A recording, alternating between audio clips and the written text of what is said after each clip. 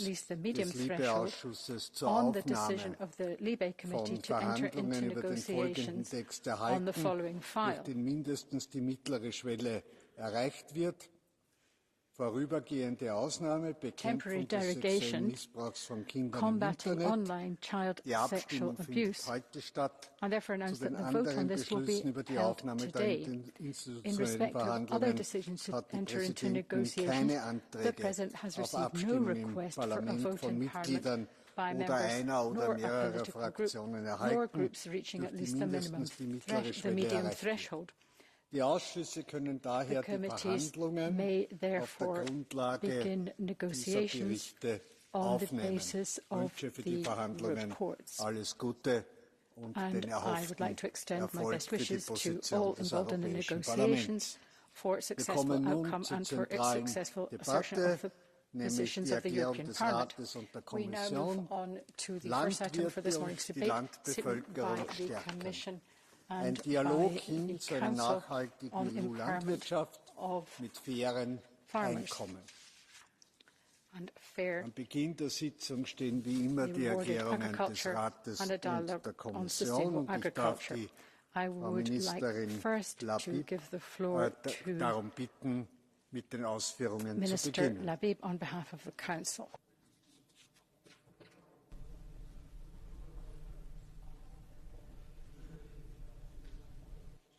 Thank you, Mr. President, honourable members of the Parliament, dear Commissioner. The Belgian presidency of the Council of the EU has taken note of the measures announced by the Commission to respond to the demands of our farmers. We have put the item on the agenda of the next meeting of the Agri-Fisheries Council, which will take place on February 26. To allow the Minister of Agriculture to express their views on the measures proposed by the Commission, as well as on the possible need for further measures. As the European Council pointed out, on February the 1st, the European Common Agriculture Policy has an essential role to play. However, the rules adopted in 2021 to reform the CAP need to be reassessed in the light of current realities. Ces règles ont été présentées avant le Covid et avant la guerre en Ukraine. Et donc, il convient de les mettre à jour et de trouver un juste équilibre avec les objectifs fondamentaux de notre politique agricole, à savoir assurer la sécurité alimentaire et la juste rémunération des agriculteurs.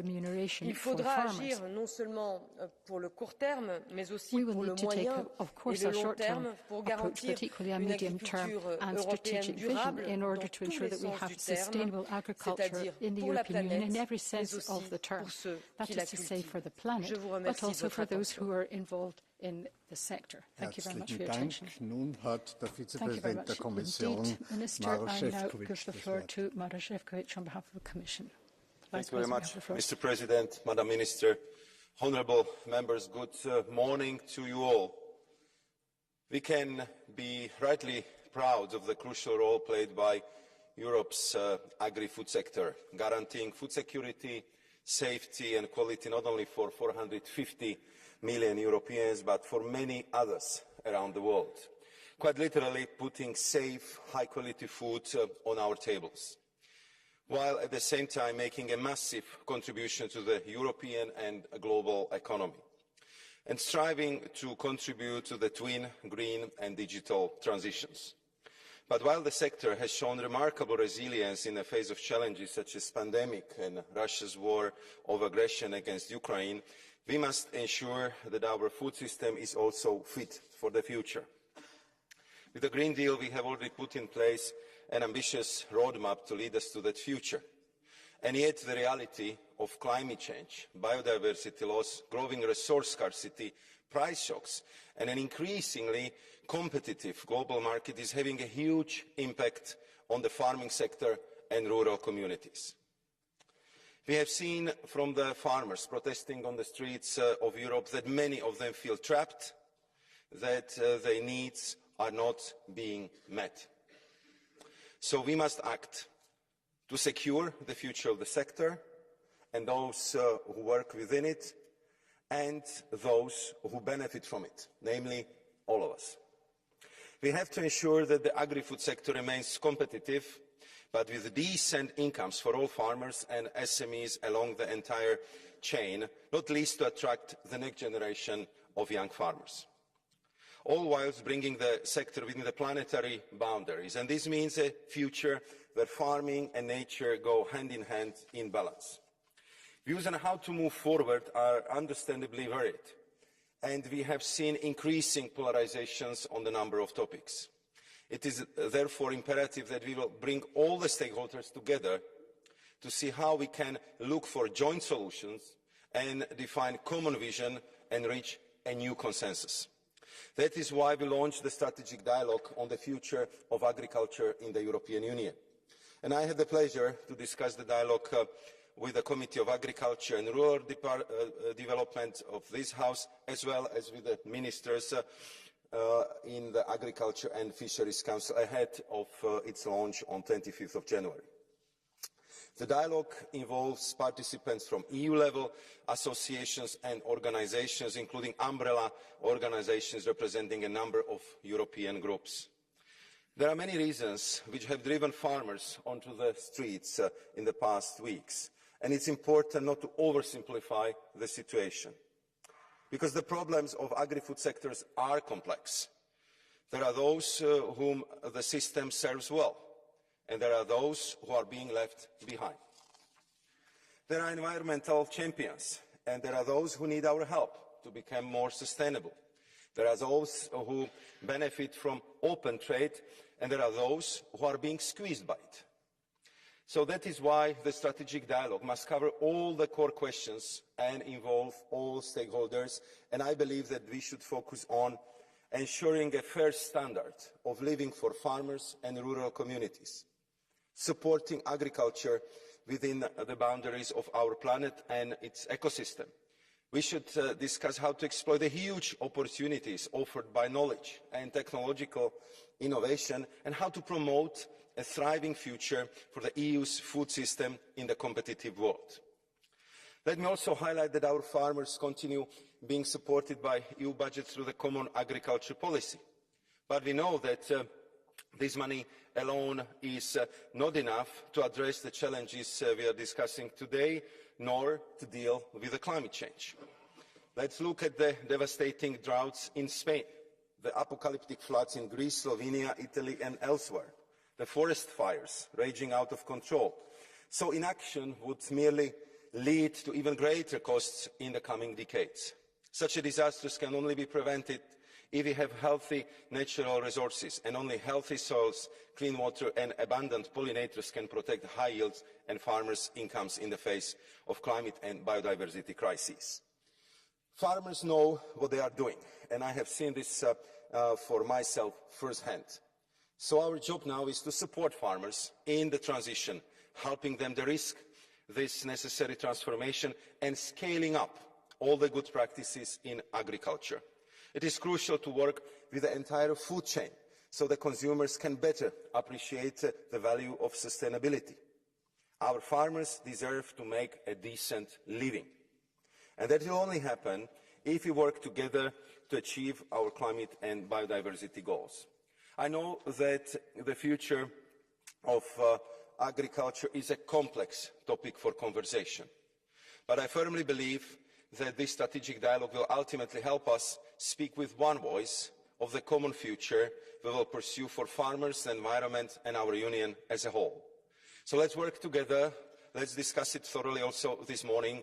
I will stop here, and Mr. President, I very much look forward to our debate. Thank you. Herzlichen Dank. Wir kommen nun zu den Sprechern der Fraktionen, und ich beginne mit Manfred Weber.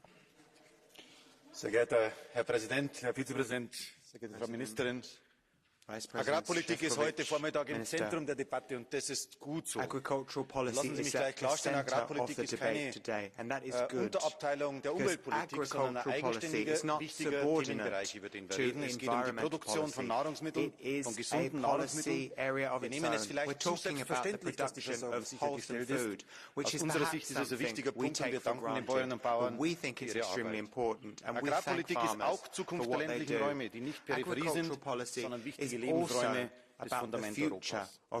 Ja, es stehen große Aufgaben vor uns. Die Bauern wissen das. Wir als Europäische Volkspartei unterstützen die Initiativen zum Klimaschutz, zum Tierschutz, zum Artenschutz, zum Grundwasserschutz. Wir müssen die Aufgaben unserer Zeit angehen. Animal welfare protection. We must tackle the challenges of our time head on, but we cannot pursue ideological policies.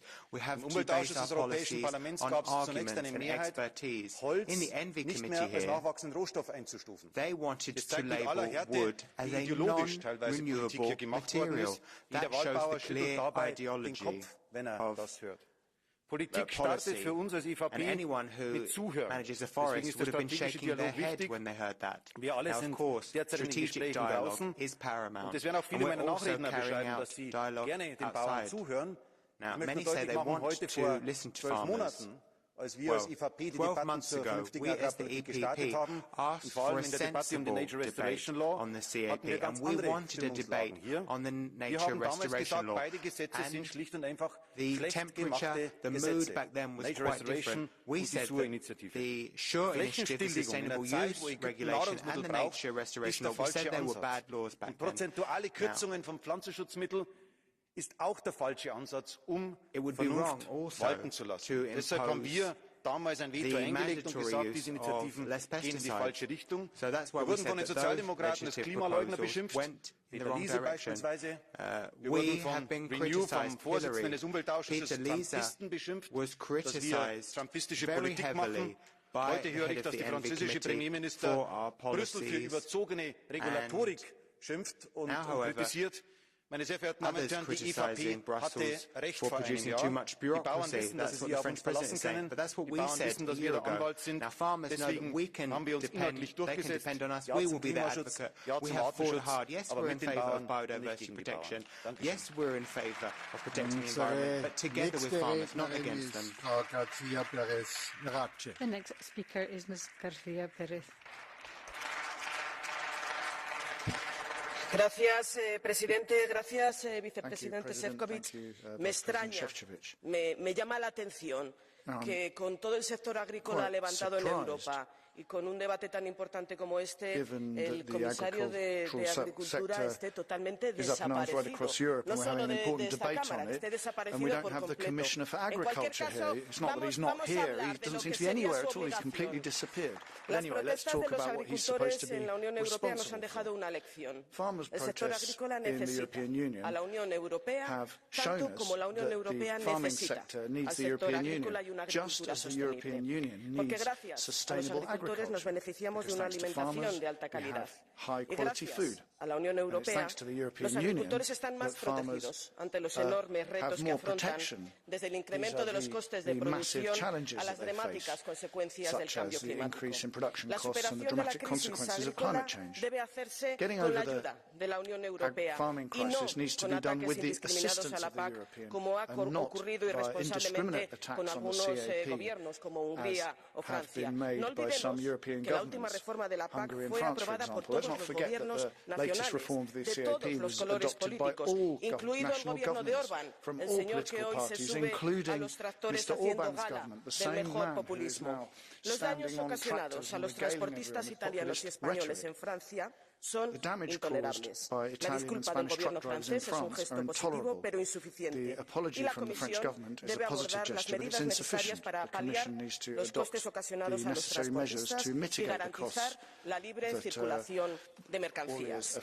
Señorías, necesitamos más diálogo y menos polarización. Los agricultores deben ser conscientes de que la pugna entre la derecha y la extrema derecha daña a sus intereses, porque la extrema derecha no busca incrementar las subvenciones agrícolas, sino renacionalizar la agricultura, lo que sería devastador para el campo europeo. Hace falta escuchar y hablar con los agricultores. Las protestas merecen una respuesta contundente por parte de la Comisión y por parte de los Estados miembros. El apoyo al sector agrícola debe mantener las ayudas directas extraordinarias, sobre todo para los agricultores más vulnerables al incremento de precios y a las consecuencias de las inundaciones y sequías.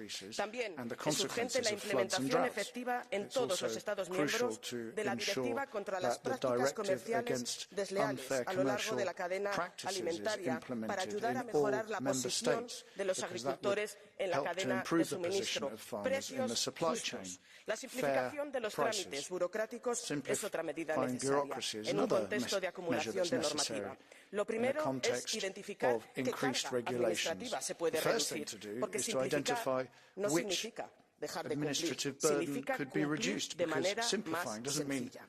Y si queremos garantizar el relevo generacional, es preciso que todos los Estados miembros apliquen el 3% de sus fondos de la PAC a la instalación de los jóvenes agricultores. Señorías, las próximas elecciones europeas no pueden servir de excusa para incluir medidas negacionistas y proteccionistas de algunas organizaciones convocantes de las protestas que ignoran la reivindicación de la mayoría de los agricultores. En ningún caso se puede aceptar que la coyuntural crisis agrícola ponga en cuestión los objetivos de una agricultura compatible con la lucha contra el cambio climático. Tampoco es aceptable que la Unión Europea sacrifique los acuerdos comerciales con terceros países. Lo que resulta imprescindible es garantizar que las producciones procedentes de terceros países estén sujetas a los mismos requisitos de producción que aplicamos a nuestros agricultores en la Unión Europea. Señorías, la agricultura y el medio ambiente pueden y deben ir de la mano. Si trabajamos por la protección del medio ambiente, si nos guiamos por la ciencia, si escuchamos las voces de los agricultores en la próxima fase del Pacto Verde, el proyecto europeo engrandecerá uno de los mayores éxitos de los últimos 70 años. Los agricultores están organizados y no son patrimonio de nadie. Pongámonos a trabajar y a resolver sus problemas. Zu Wort gemeldet hat sich Frau Ulrike Müller. Herr Präsident, sehr geehrte Kollegen, Herr Vizepräsident! Gerade sehen wir europaweit die größten Bauerndemonstrationen seit langem. Warum? Weil die Bauern sich überfordert fühlen von immer mehr teils widersprüchlichen Vorgaben und Auflagen, während die Realeinkommen seit Jahren sinken. Die Landwirte erfahren zu wenig Anerkennung für ihren Beitrag zur Gesellschaft und oft werden sie von der Politik bevormundet. Der strategische Dialog, Herr Vizepräsident, zeigt Einsetzen setzt Problembewusstsein. Das ist gut. Schlecht ist aber der gewählte Top-Down im Hinterzimmer-Ansatz. So erreichen wir die Landwirte, die gerade auf der Straße sind, ganz bestimmt nicht. Der Dialog muss mit uns Europaabgeordneten auf regionalen Konferenzen aufbauen. Alle Landwirte müssen die Möglichkeiten zur Partizipation haben. Die regionalen Erfahrungen müssen zusammengeführt werden. Erst dann kann man die richtigen Schlüsse für Reformen ziehen. Das ist unser Vorschlag. Wir reichen Ihnen die Hand. Ergreifen Sie sie und lassen Sie uns gemeinsam für Landwirte und Verbraucher Perspektiven für Europa bilden. Dankeschön. Which would deliver reform for Europe. This is what we are proposing. Thank you very much. Herr Philippe Lambert. À vous en croire, vous, l'extrême droite, les conservateurs, les chrétiens démocrates et libéraux, la révolte des agriculteurs n'aurait qu'un coupable. Le pacte vert européen et derrière lui ces écolos woke. Mais quand on ne se contente pas d'haranguer les agriculteurs, qu'on les écoute vraiment, eux désignent un tout autre coupable. Un système économique qui les emprisonne et les écrase. Car les agriculteurs, les vrais, sont pris entre le marteau des propriétaires fonciers, des semenciers, des géants de l'agrochimie, des équipementiers et des banques, et l'enclume de l'agro-business et de la grande distribution. Les agriculteurs, les vrais, sont depuis des décennies la variable d'ajustement de ce traité de libre-échange taillé sur mesure au profit des actionnaires. Les agriculteurs, les vrais, ne perçoivent que les miettes d'une politique agricole commune accaparée à 80% par les exploitants industriels. 80% of the CAP money goes to industrial giants. They shouldn't even be called farmers, and they are the ones who say that they are the face of farming. It's as if IKEA said it was an artisan carpenter. So it's therefore no surprise that they are pointing their fingers at the Green Deal. But the Green Deal isn't even here yet. You're blaming the Green Deal. But you are the ones who are responsible. You, as the right, were in favour of a CAP which is only about producing, which is only about merchandising. You have gutted the nature restoration law. You don't care about reducing greenhouse gas emissions or reducing pesticides. But we need the Green Deal if we are to survive. Farmers are at the front line of climate change, and they know this better than you. But we won't make any progress without them, let alone working against them. We won't make any progress if this economic system causes them to commit suicide.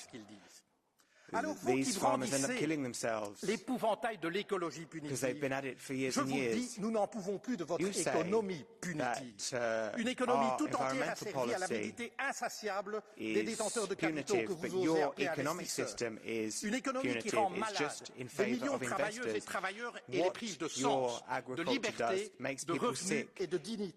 It strips people of their dignity and freedom. You are poisoning our air, our soil, what's on our plates and our lives on this planet. Your punitive economy is something that we are fighting against, that we have been fighting against for half a decade on democratic grounds. Our environmental policy will help to recover so that we can all live on this planet, so that we can live on this planet, which is the only one we have. Nächste Sprecherin ist The next speaker is Nicola Procaccini. The next speaker is Nicola Procaccini.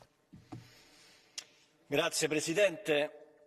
Commissario, mi spiace che al suo posto non ci sia Timmermans, che è scappato via. Per anni gli abbiamo chiesto di ascoltarci, gli abbiamo combattuto pur non avendo i numeri per fermare la maggioranza rosso-verde che ha partorito questo programma folle chiamato Green Deal. Ogni 4 mesi ci avete sbattuto in faccia una legge contro agricoltori, allevatori, pescatori. Ci avete detto che bisognava proteggere la natura da loro che nella natura vivono e lavorano da generazioni e generazioni. Con la farm to fork li avete schiacciati e promosso il consumo di insetti e larve. Con il Nutri-Score volevate colpire la dieta mediterranea, con regolamenti imballaggi avete bandito le confezioni che garantiscono freschezza ai prodotti ortofrutticoli. Con le Green Claims avete stabilito che non si possono definire verdi gli ortaggi se poi viaggiano in camion. Con la strategia contro il cancro avete dichiarato guerra alla carne e al vino. Con una direttiva avete equiparato le stalle agli impianti industriali. Con un'altra volete far produrre la carne in laboratorio dalle aziende farmaceutiche. In alcune nazioni le sinistre al governo hanno anche rimosso i sussidi per l'acquisto di gasolio. Con la legge sul ripristino della natura avete deciso che gli esseri umani nuocciono al pianeta, sicché bisogna abbandonare i campi coltivati, rimuovere gli argini dai fiumi e riesumare le paludi. E meno male che è passata quella mezza schifezza della PAC, perché se fosse andata come volevano Greta Thunberg e gli ambientalisti da salotto, sarebbe stata pure peggio di com'è. Ora cosa vi aspettavate dagli agricoltori? Che vi ringraziassero? La rivolta è la lingua di chi non viene ascoltato. Ora fate marcia indietro ma è tardi. La minoranza è diventata maggioranza in tutta Europa e tra pochi mesi rimetterà le persone al posto delle ideologie.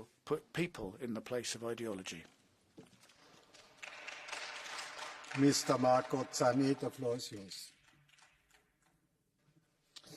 Grazie Presidente, un bicchiere di vino fa male alla salute mentre gli insetti sono un toccasana.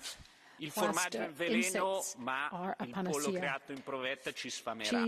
Pescare è considerato ormai contro natura, ma solo se il peschereccio batte la bandiera di uno Stato membro dell'Unione Europea. Promuoviamo da un lato il biologico, ma forse è meglio se smettiamo di coltivare il grano, meglio comprarlo dall'estero perché i nostri campi devono riposare. Ecco, questa è la sintesi della schizofrenia che ha portato avanti questa Commissione europea in questi 5 anni, sostenuta da una maggioranza in Parlamento. E oggi è ipocrita stupirsi che di fronte a questa guerra che è stata mossa a questa categoria senza senso la categoria reagisca in una maniera violenta che ha suonato un campanello di sveglia per tutta l'Europa. La politica green di von der Leyen e Timmermans è stata una sciagura che oggi abbiamo l'obbligo di correggere e di modificare. Pena sarà avere un continente, avere un'Unione Europea sempre più debole e sempre più divisa e lacerata. E sono d'accordo con quanto diceva il collega Lamberts, quantomeno su una parte. Il Green Deal è una sciagura, a mio avviso, ma non è l'unico motivo per cui oggi gli agricoltori stanno protestando. Ci sono altre politiche negli anni portate avanti dall'Unione Europea che hanno fatto sì che oggi, insieme alla sciagura del Green Deal, un agricoltore non sia in grado di coprire i suoi costi di produzione. Questo è il motivo principale per cui gli agricoltori sono in piazza. Sono in piazza per la propria sopravvivenza, sono in piazza perché non riescono ad arrivare alla fine del mese. E un'ultima considerazione politica. Oggi sentendo parlare, sentendo le dichiarazioni sui giornali, sembra che questi provvedimenti siano arrivati dallo spazio. No, questi provvedimenti sono stati portati avanti nei 5 anni da una commissione guidata da von der Leyen e da una maggioranza politica che oggi ha sostenuto questi impegni. Ecco, una considerazione molto importante per il proseguo dell'azione dell'Unione Europea è che dobbiamo accorgerci che la fine del mese purtroppo arriva prima della fine del mondo e di questo gli agricoltori ne sono consapevoli. Grazie. Sie sind am Wort. The next speaker is Manon Humbry. On est censé nourrir les gens et vous nous laissez crever dans nos champs. Voilà ce que m'ont dit la semaine dernière des agriculteurs que j'ai rencontrés sur des blocages et qui les laissent crever. Il faut mettre des noms. C'est vous, chers collègues. Vous qui avez systématiquement refusé des prix planchers pour rémunérer dignement les paysans. Vous qui avez balayé d'un revers de main la possibilité de bloquer les marges de l'agro-industrie qui s'en est mis plein les poches en faisant raquer les consommateurs. Vous qui avez signé à tour de bras des accords de libre-échange qui imposent une concurrence totalement déloyale à nos paysans. Comment osez-vous venir à cette tribune faire de grandes déclarations pour les agriculteurs, la main sur le cœur, et de cette même main, vous venez d'approuver l'accord de libre-échange avec la Nouvelle-Zélande qui va augmenter les importations de lait, de viande, de fromage, de vin ou de miel depuis littéralement l'autre bout de la planète. Le tout bien sûr avec des pesticides interdits sur le sol européen. Heureusement que l'hypocrisie ne tue pas, chers collègues, contrairement au métier d'agriculteur. Notre groupe, ici au Parlement, est le seul dans cet hémicycle à avoir rejeté unanimement l'ensemble de ces accords de libre-échange. Et comme si ça ne suffisait pas, vous en avez deux autres, vous en avez voté deux autres la semaine dernière avec le Chili et le Kenya. Où allez-vous vous arrêter? À la mort complète de notre agriculture européenne? Et ne me dites pas que l'accord avec le Mercosur se repose, quand en réalité les négociations se poursuivent et que se profile une autre pelletée d'accords avec le Mexique, l'Australie, l'Inde. Comment voulez-vous que nos paysans soient compétitifs face aux immenses fermes usines du Brésil ou d'Ukraine? Et expliquez-moi quel sens y a-t-il à importer de l'autre bout du monde des produits que l'on produit déjà ici et de bonne qualité? Tous ces accords sont autant d'insultes adressées aux éleveurs, aux arboriculteurs, aux maraîchers, pêcheurs, travailleurs et travailleuses agricoles qui nous nourrissent au quotidien. La semaine dernière, J'ai rencontré deux agriculteurs qui appelaient à l'aide. Ils se retrouvent comme beaucoup avec l'ensemble de leur production de 2023 sur les bras, que la grande distribution ne veut plus acheter, lui préférant le miel néo-zélandais, chinois ou ukrainien. Les abeilles butine et les supermarchés empochent le butin. Comme nombre de leurs collègues, ces deux agriculteurs sont découragés et songent à tout arrêter. Qu'allez-vous leur dire? Qu'on va continuer avec cette folie? Les agriculteurs ne peuvent plus être les vaches à lait de l'agro-industrie et de votre obsession libre-échangiste, chers collègues. Si vous continuez dans cette voie, c'est toute l'agriculture européenne que vous allez laisser sur la paille. Je vous remercie. You will end our farming sector. Onorevoli colleghi, Presidente, gli agricoltori europei protestano, si fanno sentire, succede in Italia, succede in Belgio, succede qui, fuori da questo palazzo a Strasburgo. La ragione è molto semplice. Non riescono, come si suol dire, ad arrivare a fine mese. Sono anni, anzi decenni, che abbiamo permesso che la grande distribuzione strozzasse i produttori.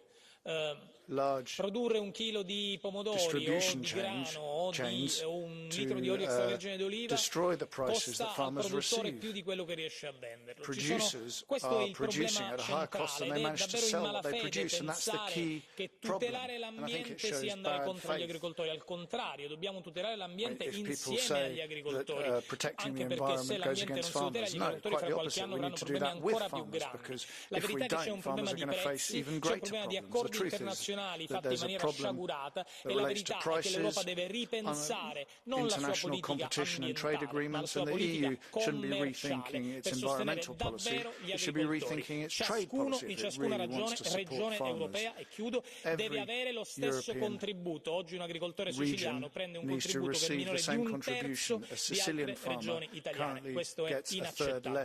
Cambiamo queste regole adesso. Grazie, Mr. Siegfried Muresan, the floor is yours.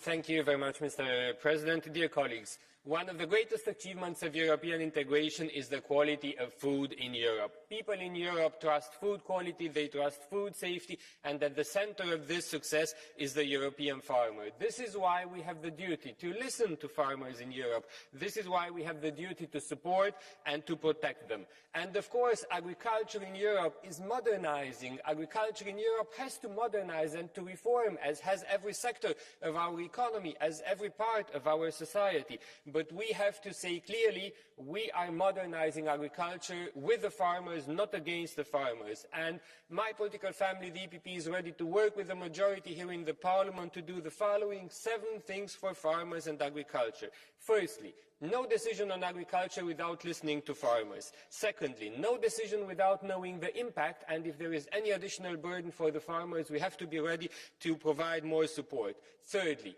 reducing bureaucracy for farmers. Farmers have to farm more than they report. Thirdly, secure the quality and the quantity of food production in Europe. We have to produce more food in Europe, not less. Number 5, invest in the rural areas as a whole. We want good schools, good hospitals. We are ready to invest in digitization, in greening, but also in infrastructure in the rural areas, in the villages. Number 6, help in times of crisis. If there is a crisis, we have to modernize we have to mobilize the European tools that we have, including crisis reserves, providing financial support. And number 7, help Ukraine, help Ukrainian farmers by also helping our farmers absorb what we can in Europe, help Ukraine to export the other quantities to the other markets in the world where they are needed. We are ready to work with the majority in this House to achieve this for the farmers in Europe. Thank you very much. Nun spricht Frau Clara Aguilera. And the next speaker is Clara Aguilera. Gracias, Presidente. Vicepresidente, colegas, estamos ante una situación de crisis en la agricultura. Los agricultores y ganaderos están en la calle y lo que piden es que se les escuche y que debatan con ellos adecuadamente. También tienen una sensación de que no se valora suficientemente lo que aportan a la sociedad. Alimentos sanos, seguros y de calidad, sostenibilidad medioambiental y cohesión territorial en las zonas rurales. rural cohesion. All these things are major contributions, and they feel that we're not recognising this.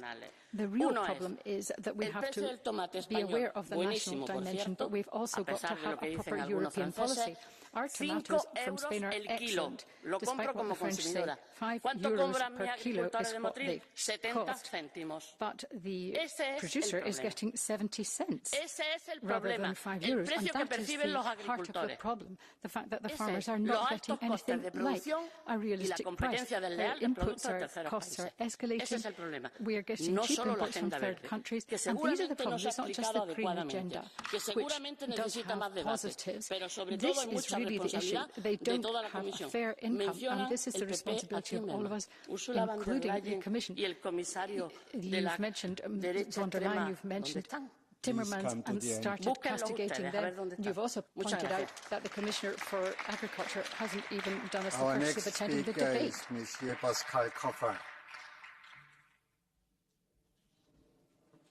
Next speaker is Mr. Coffin. Colleagues, on peut se renvoyer des recherches de boucs émissaires à la figure.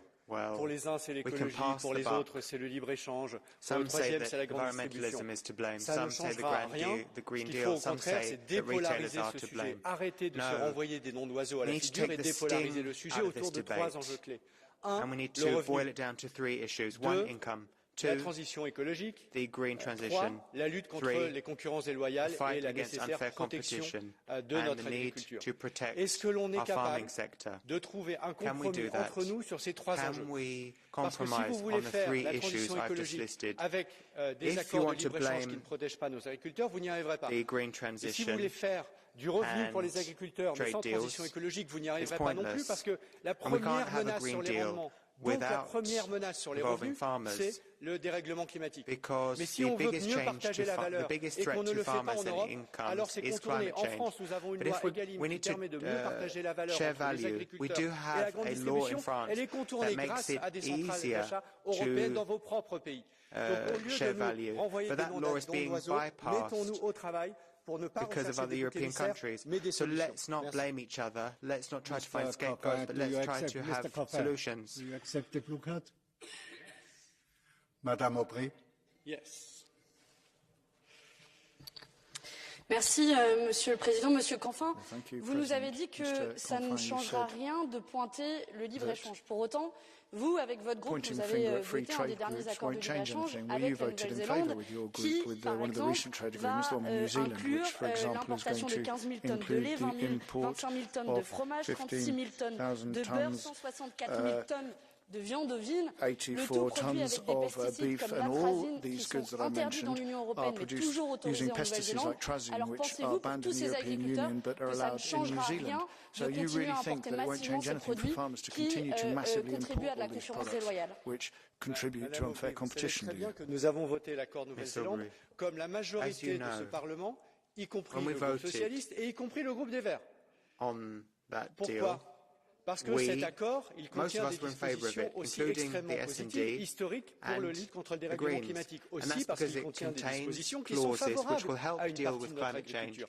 Par contre, nous sommes totalement hostiles à l'accord Mercosur et je crois pouvoir dire que si la France et si le président de la République, Emmanuel Macron, n'avait pas été la semaine dernière extrêmement offensif pour dire non au Mercosur, aujourd'hui, nous aurions le Mercosur à cause de quoi? À cause de l'action du Parti populaire européen, à cause de l'action de Manfred Weber, à cause de l'action d'Ursula von der Leyen et du commissaire because of von der Leyen, because of Weber, because of the EPP. Why don't you point the finger at them? Mr. Jordi Soleil, the floor is yours. No. She had the second one? She's possible? No. She don't ask. You don't ask. No. She don't ask. Mr. Jordi Soleil. No. I know the rules. Mr. Jordi Soleil. I have no intervention. Mr. Jordi Soleil, the floor is yours. Gracias, President.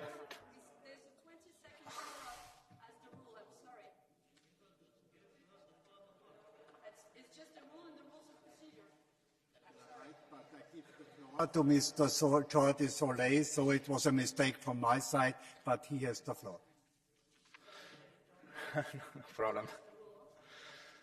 Los agricultores y ganaderos tienen muchas y buenas razones para salir a la calle a protestar. Pérdida de competitividad, estancamiento de las rentas agrarias, cierre de explotaciones, pero no nos equivoquemos. El problema no es el Pacto Verde, como nos repiten sin parar desde la coalición conservadora, a menudo con argumentos populistas y demagogos. El problema es una estructura económica contraria a los pequeños productores y unos ingresos que no son dignos. Porque todos sabemos que con unos ingresos dignos los agricultores serían los primeros aliados de la transición ecológica. ¿Y por qué no son dignos los ingresos? Por el oligopolio de la agroindustria, con quienes las derechas tienen buenas amistades, por la presión de los grupos intermediarios que obligan a vender por debajo de coste, y con quienes ustedes también tienen buenas relaciones, por la competencia desleal externa de los productos que entran sin cumplir los mismos requisitos que los producidos en la Unión, consecuencia de sus tratados de libre comercio de los que el sector agrario es y ha sido moneda de cambio. No seamos hipócritas. Expliquemos las verdaderas razones de los problemas del campo. Our next speaker is Madame Beata Sidlow.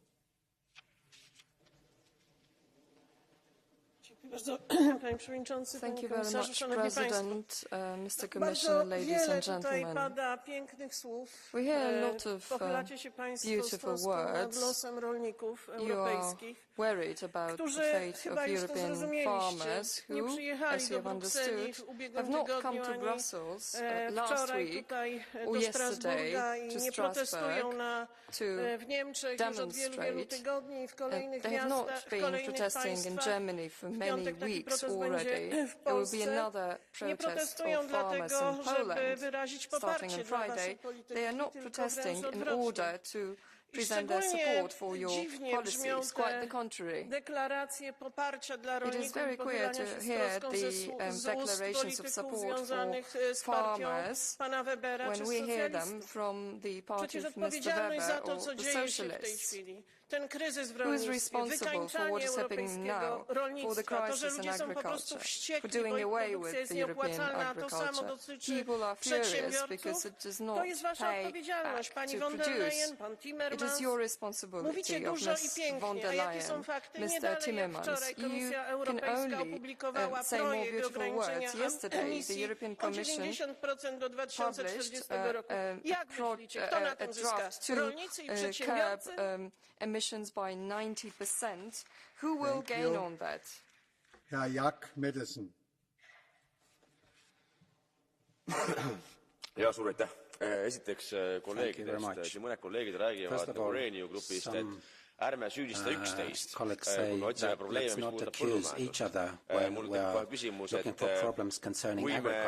me ei süüdista üksteist, siis te just tahate nii-öelda mõnusalt üle minna päris probleemidest, mis on teie tekitatud põllumajanduses. Ja sujuvalt räägite oma propagandat 4 kuud enne valimisi, et siis jälle nagu ära tinistada või meelitada kõik need valijad ja põllumehed, ütlemaks, et küll teie teate kõige paremini, kus põllumajandus kaitsta. Mina ei tea, kui palju teist olid möödunud nädalal Euroopa Parlamendis Brüsselis meeleavaldustel, mina olin seal ja ma ei näinud seal vist peaaegu mitte ühtegi liberaali või sotsialisti. Üks kommunist oli, aga enamus liberaalid istunud parlamendis ja mina rääkisin põllumeestega.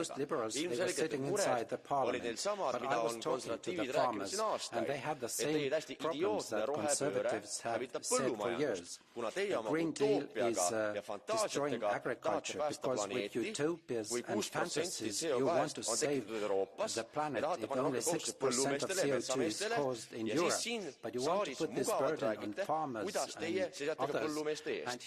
Ilmselgelt need kaks asja ei käi kokku, kuna teie oma idiootsusega hävitate põllumajandust. Suur aitäh! Our next speaker is Mr. Luke Flanagan. Farmers are protesting because, from their perspective, the just transition is just empty words. They are being required to meet ever higher standards, as they should, and more needs to be done, but their livelihoods are being undermined by imports from third countries that do not meet the same standards.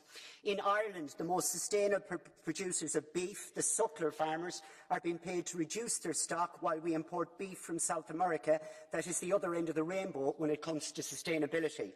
Commissioner, you talk about help with sustainability while incentivising the destruction of a sustainable beef production model. The hypocrisy of those supposedly supporting the farmers needs to be called out.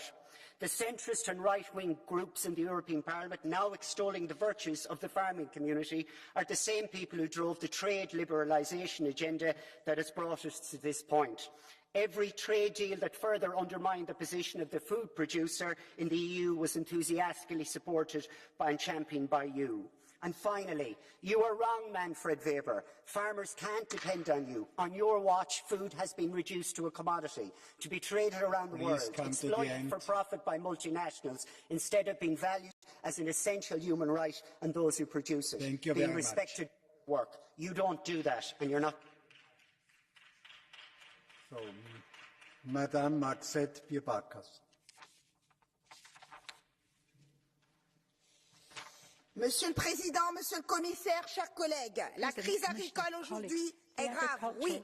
Ce que nous traversons trouve une partie de son origine ici, au sein des institutions européennes. C'est la vision que l'agriculture, notamment promue par la Commission, qui provoque aujourd'hui la colère de nos compatriotes agriculteurs français et des Outre-mer. Par le passé, les institutions européennes ont accompagné la désindustrialisation parce que l'édifice était polluant et onéreux.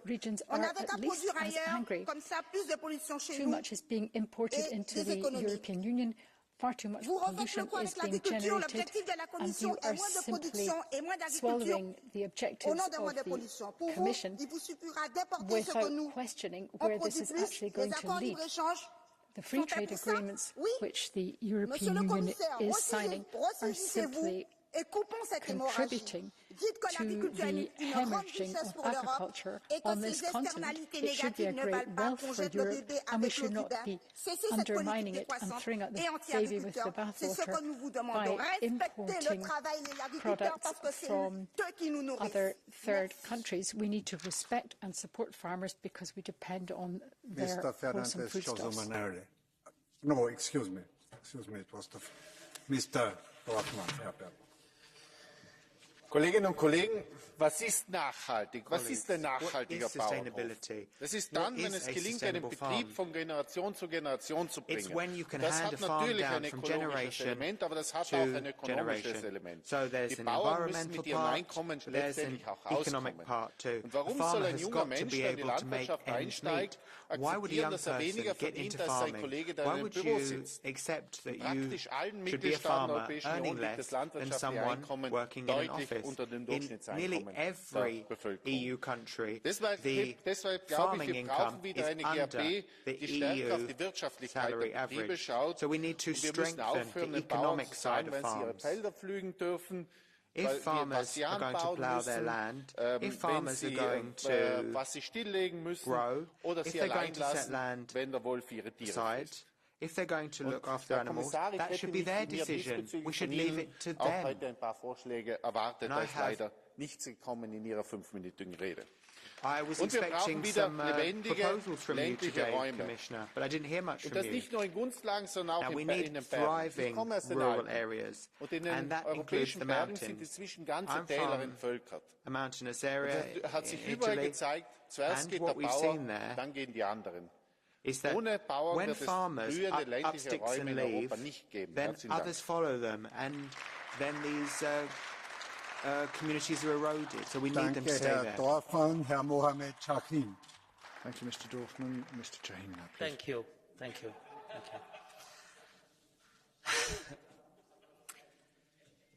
Beste vrienden, beste collega's, zonder landbouwsubsidies maken veel boeren verlies. We zeggen wel eens melk is goed voor elk, maar blijkbaar niet voor de boer. En dat geldt niet alleen voor melk. Ook voor uien, aardappelen, prei, en ik kan zo verder gaan. Dat is de realiteit van onze boeren. Terwijl de boeren verwoegd gaan supermarkten, tussenhandelaren, transporteurs, banken en andere leveranciers het met de miljardenwinsten vandoor. En het zijn precies die grote ondernemingen die pleiten voor het beschermen van hun bestaande belangen. And it is absolutely high time that we recognise that we can't be defending the interests of those who have at the cost of the farmers. The farmers have got to be central to the model for the future for Europe. And this is what the right has got to realise. We can't start blaming on the climate change, on the Green Deal, on the Nature Restoration Directive. We need all these things for our farmer because they need to have a good environment in order to produce wholesome, good quality food. That is what is necessary. But they also have got to be properly remunerated for what they are producing. And that is the piece of the jigsaw which is missing in this Parliament. Thank you. Pane komisaři, kolegové, evropští politici si z našich zemědělců dělají léta užitečné idioty. Za dotace, které jsme jim už 15 let nezvýšili, s náklady na energie, osiva, hnojiva, techniku, které stouply o desítky a stovky procent, naši zemědělci nadále prodávají suroviny za podobné ceny jako před 10 lety. Zatímco obchodníci účtují našim občanům za stejnou dobu ceny dvojnásobné. Vy zemědělcům zakazujete používat zemědělskou půdu, dovážíte levné suroviny z Ukrajiny a z Jižní Ameriky, kde o vašem Green Dealu nikdy neslyšeli. Přitom naši zemědělci za 25 let snížili emise o 22%, v USA vzrostly o 6%, v Číně a v Indii o 24%, a v Brazílii dokonce o 47%. A vy teď říkáte, že když jsou zemědělci na ulici, že se s nimi chcete konečně bavit? Kde jste byli poslední 4 roky? Neměli byste spíš začít konat a něco dělat a něco navrhovat? Děkuji. But where have you been for all these years? Shouldn't you have been doing things, acting? Thank you.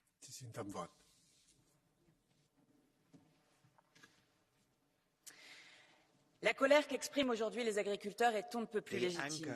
Mais dites-moi, comment prétendre défendre l'agriculture en défendant le statu quo d'un système qui marche sur la tête, d'un modèle qui détruit l'emploi paysan, qui concentre les profits dans quelques mains en généralisant la précarité et qui dégrade la qualité de notre alimentation en faisant exploser la précarité alimentaire? Nous en avons assez du double discours, de ceux qui disent soutenir les agriculteurs mais votent pour un libre-échange qui les étrangle en les soumettant à but at the same time you're in favour of free trade agreements which strangles farming. Mr. Confin, Alors arrêtez l'hypocrisie. Vous avez tellement enfermé les agriculteurs dans les pesticides dont ils sont les premières victimes qu'ils ne savent même plus comment en sortir. Aujourd'hui, 80% des subventions de la PAC vont aux 20% des plus grosses exploitations. Et vous voulez nous faire croire que c'est l'écologie le problème. Réduisons plutôt les marges excessives de l'agro-industrie au lieu d'assassiner nos agriculteurs. Refusons la violence d'un lactalis qui se gave sur le dos des paysans et qui est aujourd'hui poursuivi pour fraude fiscale massive quand le patrimoine de ses propriétaires équivaut à 2,5 millions d'années de revenus d'un éleveur bovin. Voilà ce qu'il nous faut changer aujourd'hui.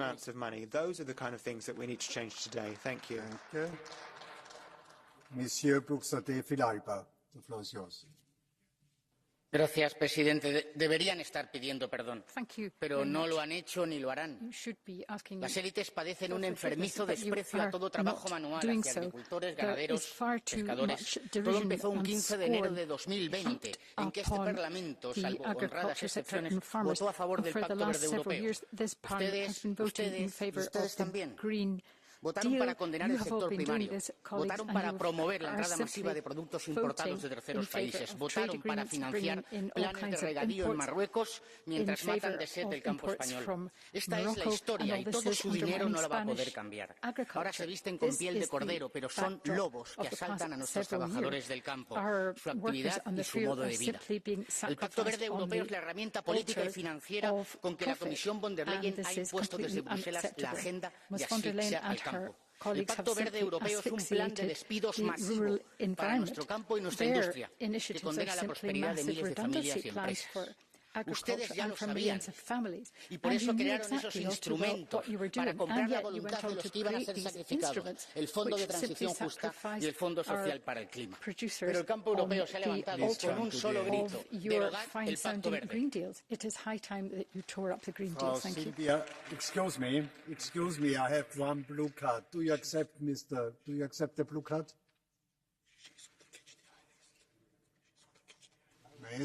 Sí. Gracias.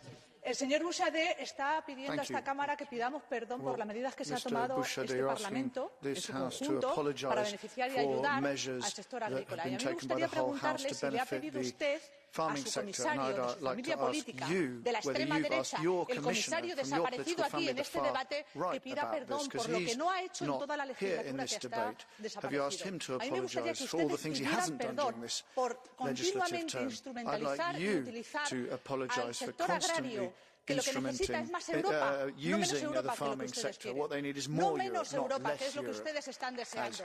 Por lo tanto, dejen de hacer ganancia de pescadores a río revuelto y ayuden al sector agrícola de verdad, haciendo y aprobando aquí medidas para ayudar al campo. Bueno, y eso decir y repetir que yo no voté el Pacto Verde Europeo, yo no voté a favor de la estrategia de la granja a la mesa, yo no voté a favor de la estrategia sobre la diversidad, yo no voté a favor de los acuerdos comerciales con aquellos países que favorecen la importación de productos terceros. Esta es la realidad. Esta es la realidad. Ustedes votaron. Ahora se acercan las elecciones y ahora todos parecen ser amigos de los agricultores y ganaderos, pero son ustedes los que han promovido una agenda globalista, esa ODS, esa Agenda 2030, que lo que predice es precisamente me va a dejar hablar, presidente, porque la señora ha tenido muchísimo tiempo. Favorecer la importación de terceros países. Die Minute ist vorbei. Ich würde Sie jetzt bitten, meine Damen und Herren, dass Sie nicht die Debatte aus den Ufern treten lassen, was die Sprechzeit betrifft. Ich habe bei allen den Prozentsatz der Redezeit überziehen lassen. Aber bei 1 Minuten reden kann ich nicht länger als 5 bis 10 Sekunden überziehen lassen. Sonst ist das ungerecht gegenüber allen. Ich möchte alle gleich behandeln. Und wir sind später dran.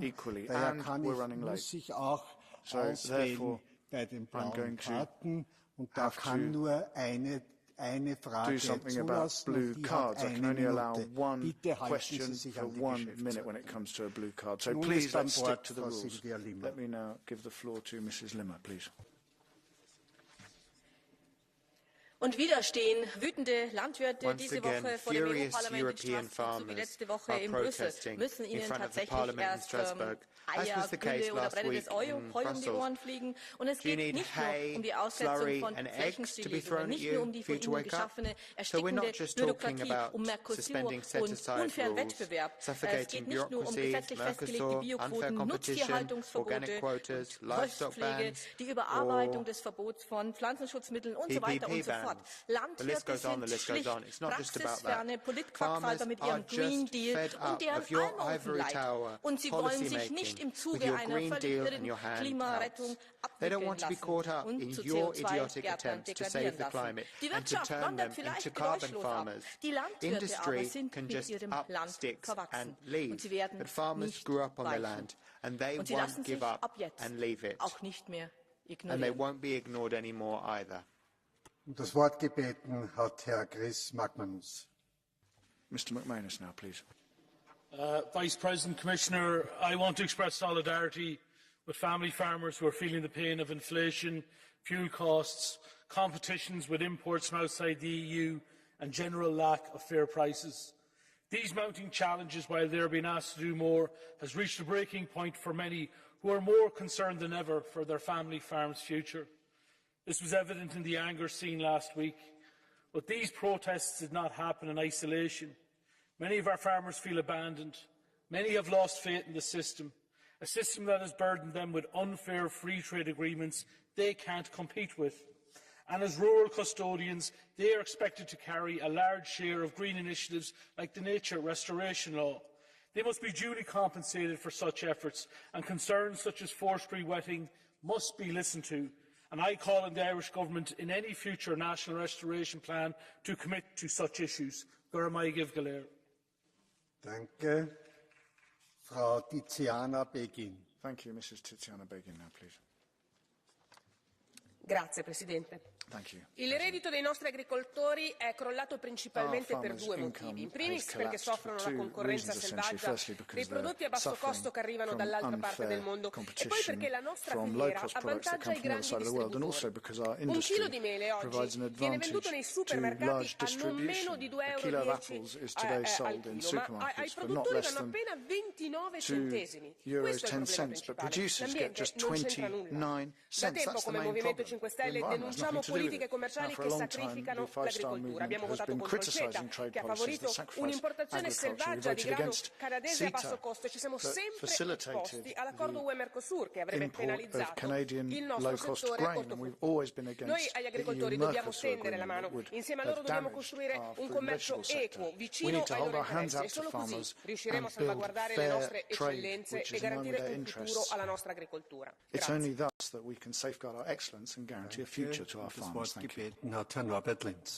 Thank you, Mr. Norbert Linz. Herr Präsident, Herr Vizepräsident, es ist gut, dass die Bäuerinnen und Bauern in Europa auf die Straße gehen, dass sie diese Politik nicht weiter mitmachen. Es liegt oft an nationalen Regierungen, die falsche Entscheidungen treffen, zum Beispiel meine eigene, die das Wort, den Begriff ländlichen Raum gar nicht versteht, die Rheinpolitik für die große Städte macht. Aber es liegt unter anderem auch an uns. Es liegt an der Timmermans-Agenda, der ideologiegetriebenen Agenda, die wir hinter uns lassen müssen. Und es ist ein wichtiges Zeichen, Herr Vizepräsident, dass die Präsidentin gestern die SUR zurückgezogen hat. Ein wichtiges Element als Zeichen an die Bäuerinnen und Bauern. Aber, Herr Vizepräsident, ich bin schon sehr enttäuscht. Die Bäuerinnen und Bauern sind auf der Straße und Sie kommen hier heute mit leeren Händen. Wir brauchen bei der GAP-Änderung, wir müssen die Stilllegungsagenda ad acta legen. Wir brauchen Vereinfachungen bei der gemeinsamen Agrarpolitik auch untergesetzt. Lassen wir die Bäuerinnen und Bauern doch endlich produzieren, ihre Arbeit machen, mehr wieder auf dem Feld, weniger im Büro. Das müssen wir hinkriegen in den nächsten Wochen, liebe Kolleginnen und Kollegen. Kollege Linz, please stop. Mr. Herr Linz, wait a moment, but I have a blue card from Pronis, but I will ask you, you are also on the list of Catch the Eye. What is your priority, the blue card or Catch the Eye?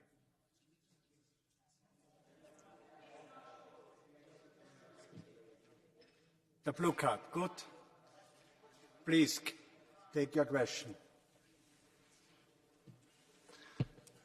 Ačiū gerbiamas pirmininkė, kolegos. Iš tikrųjų, jūs tą paminėjot, bet teisės aktai, reglamentai, direktyvos leidžia valstybėms narėms griežtinti sąlygas, priimti papildomus apribojimus.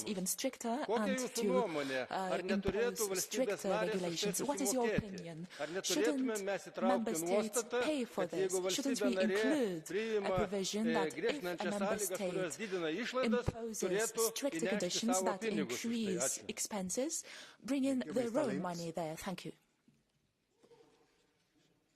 Ja, vielen herzlichen Dank für die Frage. Ich habe große Sympathie dafür, dass wir europäische Regelungen, was wir hier verabschieden, 1:1 umsetzen in den Mitgliedstaaten. Und in der Tat ist es manchmal so, dass die nationalen Regierungen, teilweise auch regionalen Regierungen, noch über die Bestimmungen von Brüssel hinausgehen. Aber da, wo wir eben auch eigene Verantwortung haben, zum Beispiel beim Thema Stilllegung, die 4% müssen wir jetzt anpacken und der Vergangenheit angehören lassen. Da sind jetzt wir gefordert. Also das Schwarz-Peter-Spiel bringt am Ende den Bäuerinnen und Bauern wenig.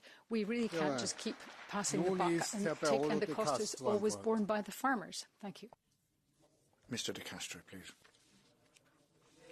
Presidente Šefčovič, onorevoli colleghi. Dopo 30 anni di investimenti in cui l'Europa ha portato la nostra filiera agroalimentare a non avere uguali al mondo in termini di qualità, di sostenibilità del cibo, di rispetto dei diritti dei lavoratori, la legislatura in corso ha dato l'impressione di voler passare dal perseguire obiettivi ideali ad obiettivi ideologici. senza mettere in campo alcun piano che accompagnasse gli agricoltori nella transizione verso nuovi modelli produttivi. Questo Parlamento invece ha saputo mettersi in ascolto dei bisogni delle nostre comunità rurali, lavorando per trovare soluzioni concrete e ben più equilibrate di quelle proposte dalla Commissione anche nelle ultime ore. Caro Commissario, per riallacciare il legame che ha sempre unito l'Unione e i nostri agricoltori, abbiamo bisogno di renderli protagonisti di un progetto mettendo in campo strumenti innovativi a partire dalle nuove biotecnologie sostenibili, adeguati a raggiungere obiettivi ambientali ambiziosi e rendere il settore sempre più competitivo a livello globale. Grazie a lei, onorevole De Castro. Ben ritrovate colleghe e colleghi. Un saluto al vicepresidente esecutivo Šefčovič. Continuiamo il nostro dibattito con l'onorevole Katainen. Prego. Arvoisa puhemies, itselleni entisenä viljelijänä on itsestäänselvää, että tila jätetään paremmassa kunnossa seuraavalle sukupolvelle kuin mitä itse sen saimme. Meidän päättäjien on otettava oppia tästä ja tehtävä kaikkemme, jotta voimme parantaa maatalousalan kilpailukykyä ja houkuttelevuutta. Aivan loputtomasti ei viljelijöitä voi vaatia ilman taetta toimeentulosta. Kyse on lopulta koko Euroopan ruokaturvasta. Kokonaisvaltaisen vaikutusten arvioinnin tekeminen nykyisen ja tulevan säätelyn osalta on tehtävä. Lainsäädäntöjen päällekkäisyyttä ja hallinnollista taakkaa on vältettävä. Lisäksi on arvioitava epäterveiden kauppatapojen direktiiviä, sen vaikuttavuutta jäsenmaissa ja myös sen vahvistamista, jotta viljelijöiden asemaa voidaan elintarvikeketjussa vahvistaa. Tuotteista on saatava parempaa hintaa ja CAPin rahoituksesta on pidettävä kiinni. Toivon, että komissio ottaa viljelijöiden hädän huomioon tulevissa esityksissä. Grazie. Facoltà ora di intervenire l'onorevole Häusling. Prego. The next speaker is Mr. Häusling. Ja, liebe Kolleginnen und Kollegen, wir haben, glaube ich, alle großes Verständnis für die Proteste der Bauern. Dafür muss man auch keine Bäume vom Parlament abfackeln. Die wirtschaftliche Lage der Bauern ist in vielen Bereichen, gerade bei den kleineren und mittleren Betrieben, katastrophal. Die Preise gehen runter. Und das Fatale ist, dass die Preisspanne zwischen dem, was der Bauer kriegt und dem, was der Handel nimmt, immer größer wird. Wir müssen endlich die Macht der Konzerne im Handel begrenzen.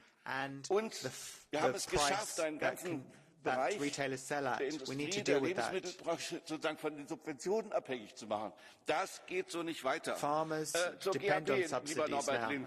Bei der GAP, Sie haben doch dafür gesorgt, dass weiterhin 2/3 des Geldes in Flächensubventionen gehen. Sie haben doch dafür gesorgt, dass die großen Betriebe nach wie vor mehr. Jetzt stellt sich Norbert Linz hin, der mal gesagt hat, das war die größte Reform seit McSherry. Jetzt ist alles plötzlich schlecht. Also da müssen Sie schon dafür stehen, was Sie mal gemacht haben. Und jetzt bejubeln Sie jede einzelne Maßnahme, wenn Umweltmaßnahmen abgeschafft werden. Nein, Landwirtschaft funktioniert halt nur mit Umwelt und mit Klimaschutz für die Zukunft. Und wer das jetzt bejubelt, dass diese Maßnahmen abgeschafft werden, der steht Landwirtschaft nachhaltig.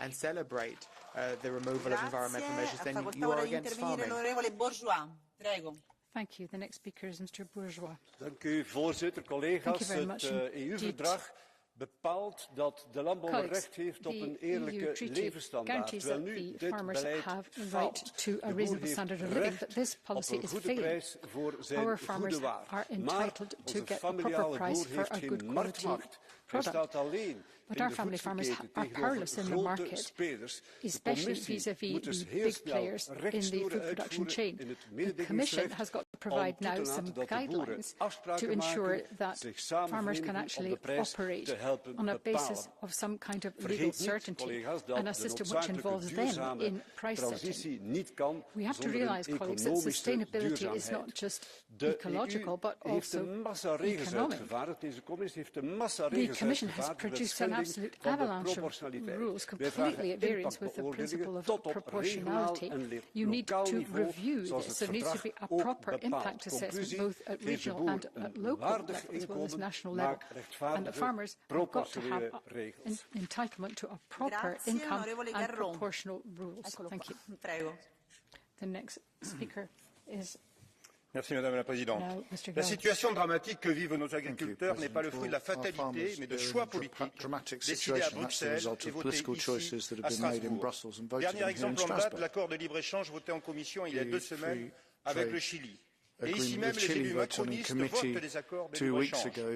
Bien au-delà de la détresse de nos agriculteurs, étouffés par les réglementations, appauvris par la concurrence déloyale qui casse les prix, c'est bien d'une crise sociétale qu'il s'agit. L'agriculteur, le paysan, est passionné par son métier. Il est enraciné, souvent depuis des générations dans sa terre.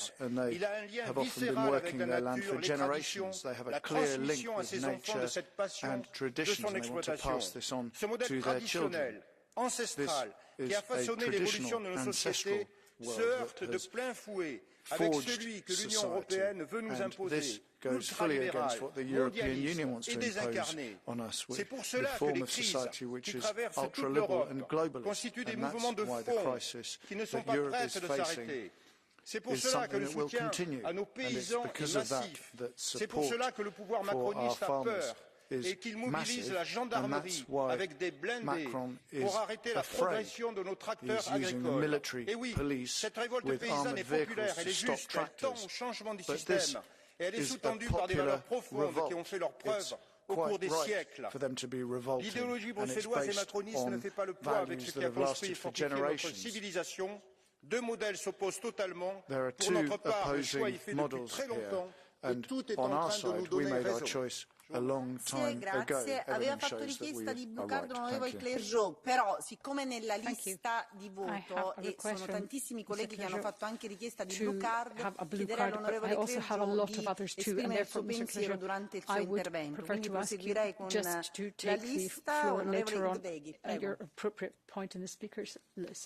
Grazie, Presidente. Köszönöm szépen. Tisztelt kollégák, az elmúlt hetek gazdatüntetései jól igazolják és jól mutatják, hogy a jelenlegi brüsszeli vezetés tévúton jár, és örülünk, hogy itt van Šefčovič alelnök úr, de itt valójában Ursula von der Leyennek kéne ülni, aki személyben felelős azért, hogy ide jutottunk.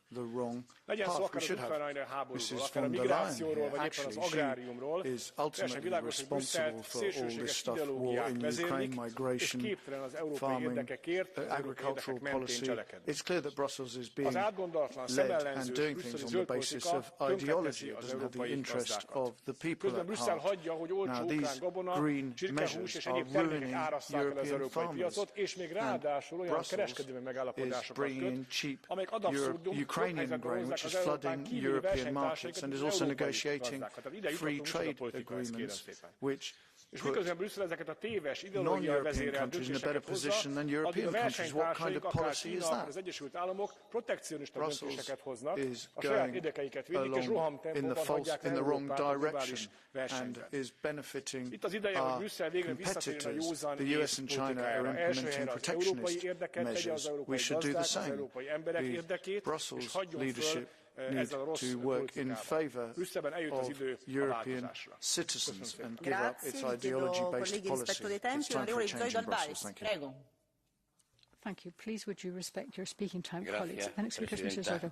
Thank you very much indeed. Thank you, President. Muchos se alarmaron al ver las calles aledañas al Parlamento Europeo llenas de tractores y agricultores protestando con justas reivindicaciones. Y esta semana, afortunadamente, la Comisión ha recapacitado y ha comenzado a atender las reivindicaciones de los agricultores, dando marcha atrás en la implantación de algunas de las medidas más radicales del Pacto Verde, como el nuevo reglamento de pesticidas. Hoy, por tanto, celebramos que se pretenda dar carpetazo al legado del socialista Timmermans. Pero es hora, señorías, de seguir avanzando en defensa de agricultores y ganaderos europeos. Tenemos que flexibilizar los criterios exigidos para acceder a las ayudas de la PAC.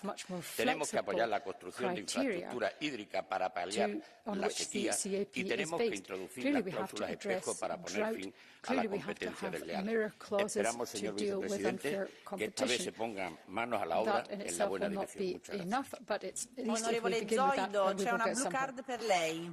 Da parte dell'onorevole Wiener, che non ha appunto non è nella lista degli oratori e quindi può intervenire. Prego. Vielen Dank. Ich warte, bis Sie den Kopfhörer aufhaben. Es ist Ihre Partei. Ja. Right. Thank you. Vielen Dank für den Beitrag. Es ist Ihre Partei gewesen, die für die GAP und für Flächensubventionen gestimmt hat, also industrielle Maßnahmen zu steigern, zu fördern und Kleinbauern und Bäuerinnen in unfairen Wettbewerb rutschen zu lassen. Sie kritisieren Umweltmaßnahmen, ohne irgendeine Alternative vorzulegen, siehe zur Pestizidreduktion. Jetzt zu sagen, eine Pestizidreduktion, die fruchtbare Böden schädigt, die unsere Gesundheit schädigt und unser aller Wasser, zu sagen, dass dies eine radikale Maßnahme ist, ist, glaube ich, nicht das, was alle Menschen hier in der Gesellschaft möchten. Bitte wachen Sie auf und hören Sie auch auf die Gesellschaft und auf Bäuerinnen und Bauern, um sie zu befreien von teuren Input. Dankeschön. Die Frage ist, wenn Sie eine Frage haben wollen, sind Sie mit mir einverstanden, dass man Bäuerinnen und Bauern schützen sollte? We need to protect farmers, do we not? Prego, onorevole Zoido, prego. Permítame que le diga en primer lugar que el Partido Popular Europeo tiene muy claro que para seguir avanzando en mejorar la calidad de los productos y también contribuir a frenar el cambio climático, hay que regirse por los criterios científicos y no por criterios ideológicos, que es lo que hacen ustedes. Ustedes primero anteponen la ideología a todos y cada uno de los informes técnicos y de los informes científicos. Mire, le voy a decir una cosa.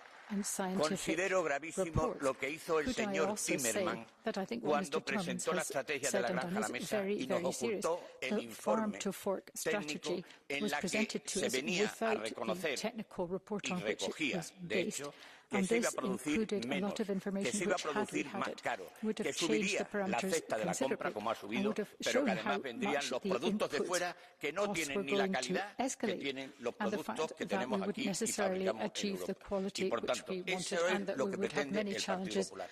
Y ustedes hoy vienen aquí a ponerse de parte de los agricultores cuando están viendo que están con justas reivindicaciones por las limitaciones y condiciones que ustedes le están poniendo con carga ideológica y nunca científica. Grazie, onorevole Carvagliais, colleghi. Colleagues, could I please call you to order and ask you once again to respect your speaking time? Ms. Carvalhais. Caros colegas, a minha primeira palavra é de solidariedade. The first thing I want to say today is that I express solidarity with farmers, particularly young farmers. Regardless of their member state, these farmers are fighting for something simple: dignity, recognition of their way of life. They're fighting for a decent income from an activity that we all depend on, and they're also fighting for less red tape when accessing funds. I also want to pay tribute to small farmers, small livestock producers. There's a lot of them in Europe, but often they find it difficult to access CAP funding. So that fight, this fight belongs to them. This is not the fight of the right or the far right. The right proclaims to be the saviour of farmers, but the right actually polarizes the debate and pits farmers against each other. So this fight belongs to the rural world. Rural communities deserve respect, and we need to come up with measures that will help farmers so that they can become more sustainable. These farmers love their land, and we mustn't pit farmers against nature. Thank you. Mr. Cholos. În ultimele săptămâni, fermierii ies pe străzi în multe țări europene pentru că și-au pierdut răbdarea. Cauzele sunt cunoscute. Criza energetică și postpandemică, războiul din Ucraina și impactul asupra agricultorilor, politicile verzi fără calibrare de impact economic în agricultură. Dar cum ieșim din această situație? Cum punem în coerență ambițiile europene cu capacitatea de adaptare a sectorului agricol? Toate discuțiile despre sprijinul fermierilor pe termen scurt sunt lipsite de sens dacă nu tragem concluzii din greșelile făcute în ultimii ani. Avem o mare nevoie de un proiect în care să includem și nevoia de alimentație accesibilă și sănătoasă nevoia unui mediu înconjurător nepoluat, dar și veniturile rezonabile și predictibile pentru fermieri. N-am făcut asta suficient de bine până acum și vedem deja rezultatele într-un context imprevizibil pentru fermieri. Derogările Comisiei Europene pe termen scurt sunt bune, dar nu vor rezolva problema pe termen lung. Rolul Comisiei este crucial în următoarele săptămâni și luni pentru a lua decizii care să dea un semnal clar că este capabilă să asculte, dar și să audă preocupările fermierilor pentru un venit corect, ca să poată țină cont și de mediu și de producție alimentară. In order to take into account the environment and food production. Thank you, Ms. Metz. Dear President, dear Commissioner, our food system is broken. Multinationals are making billions while farmers struggle to make ends meet. Extremely low prices, family farms disappearing every day. We are in an agricultural crisis. To the farmers protesting outside, we are not your enemy. We Greens know that without farmers there is no food and that farmers deserve to make a decent living. We all also know that without nature there is no farming. What has led to this crisis are the policy pushed by the very people who like to blame us Greens. More and more free trade agreements, an unfair common agricultural policy, and simply not enough support to help farmers through the transition. Here is what we need to do. Stop unfair competition from imported food. Break the power of big corporation. More support to small farmers, less bureaucracy. Let's give farmers workable solutions that protect nature without burying farmers in paperwork. Thank you very much. Grazie. Onorevole Roos, prego. The next speaker is Mr. Roos. De boerenprotesten gaan door, overal in Europa. Dat is terecht. Met de Green Deal heeft Frans Timmermans geprobeerd om boeren in Europa het werk onmogelijk te maken. De kroon op zijn werk was de Natuurherstelwet, de Nederland op slot wet. Nu gaan de boeren de straat op. De christendemocraten schieten wakker, want de verkiezingen komen eraan. Snel gaat een anti-boerenvoorstel de ijskast in. Een voorstel wat ze hier 5 jaar lang hebben gesteund. Dat is niet genoeg. De boeren moeten weer fatsoenlijk gewaardeerd en beloond worden. Voedselzekerheid is een kwestie van nationale veiligheid. De Europese Unie moet boeren niet in de weg zitten met steeds meer regeltjes, maar in plaats daarvan de boeren de ruimte geven. Daarom moet die verschrikkelijke Natuurherstelwet van tafel. Worden rampzalig. Boeren in heel Europa gaan dat merken. Als parlement hadden we de angel eruit gehaald. Veel van mijn voorstellen voor de boeren waren hier aangenomen. Maar tot mijn grote verbijstering zag ik dat al mijn verbeteringen er later gewoon weer eruit zijn gesloten. Nu kan de enige conclusie zijn dat als de EVP echt voor de boeren wil opkomen, dan stemmen ze de Natuurherstelwet weg. Dank u wel. Conclusion that we can draw here is that the interests of the farmers are being completely abandoned. Thank you. Σε όλη την Ευρώπη και στην Ελλάδα, οι μεγαλειώδεις αγροτικές κινητοποίησεις ενοχοποιούν την ΚΑΠ της Ευρωπαϊκής Ένωσης και την κρυζοπράσινη στρατηγική μετάβαση. Αυτές εμφάνισε η Ευρωπαϊκή Ένωση ως λύση και αποδείχθηκαν βάσει σχεδίου μηχανισμοί εξόντωσης των βιοπαλαιστών αγροτών. Οι αγρότες ήρθαν απ' έξω από το Ευρωκοινοβούλιο στον τόπο του εγκλήματος, γιατί εδώ στην Ολομέλεια όλοι μαζί και από την Ελλάδα, Νέα Δημοκρατία, ΣΥΡΙΖΑ, ΠΑΣΟΚ, κόμμα του Βελόπουλου, όλοι πλην ΚΚΕ ψήφισαν την ΚΑΠ που τους ξεκληρίζει. Γιατί οι περικοπές των ενισχύσεων και οι πράσινες διαγραφές τους είναι αυτές που τους πετούν από το χωράφι και από τον τόπο τους. Απαιτούν αφορολόγητο στα εφόδια και το πετρέλαιο, όπως έχουν οι Έλληνες εφοπλιστές, πλαφόν στο ρεύμα, κόντρα στο γνωσιακό χρηματιστήριο της ενέργειας και αποζημιώσεις στο 100% από τους πλημμύρες. Κατώτατες εγκυμμένες τιμές σε σύγκρουση με τη στρατηγική από το αγρόκτημα στο πιάτο της Ευρωπαϊκής Ένωσης. Γιατί ενώ αυτοί πουλούν τα προϊόντα τους σε εξευτελιστικές τιμές, οι αγροτοβιομήχανοι και οι μεγαλέμποροι θησαυρίζουν, πουλώντας πολλαπλάσια, απογειώνοντας την ακρίβεια για το λαό. Αλληλεγγύη με το δίκαιο αγώνα και τα αιτήματα επιβίωσης των βιοπαλαιστών αγροτών. Muito obrigado, Sra. Presidente, caras e caros colegas. Os agricultores protestam e protestam com razão. Temos a obrigação de saber ouvir o grito de revolta para atuar em conformidade. and we must take subsequent action. Farmers deserve our help, and I want to turn to the Council. You've squandered an opportunity. You were supposed to be revising the MFF. You could have boosted funding for farmers, but what did you do? You cut the CAP. And that is completely unacceptable. We need less red tape, and we need a legislative framework that is more stable. The European Union and the Commission must do its bit, as must we in the Parliament. And then, of course, it's up to the Member States too. And there is drought, but the Member States aren't using the measures that are available to deal with this drought.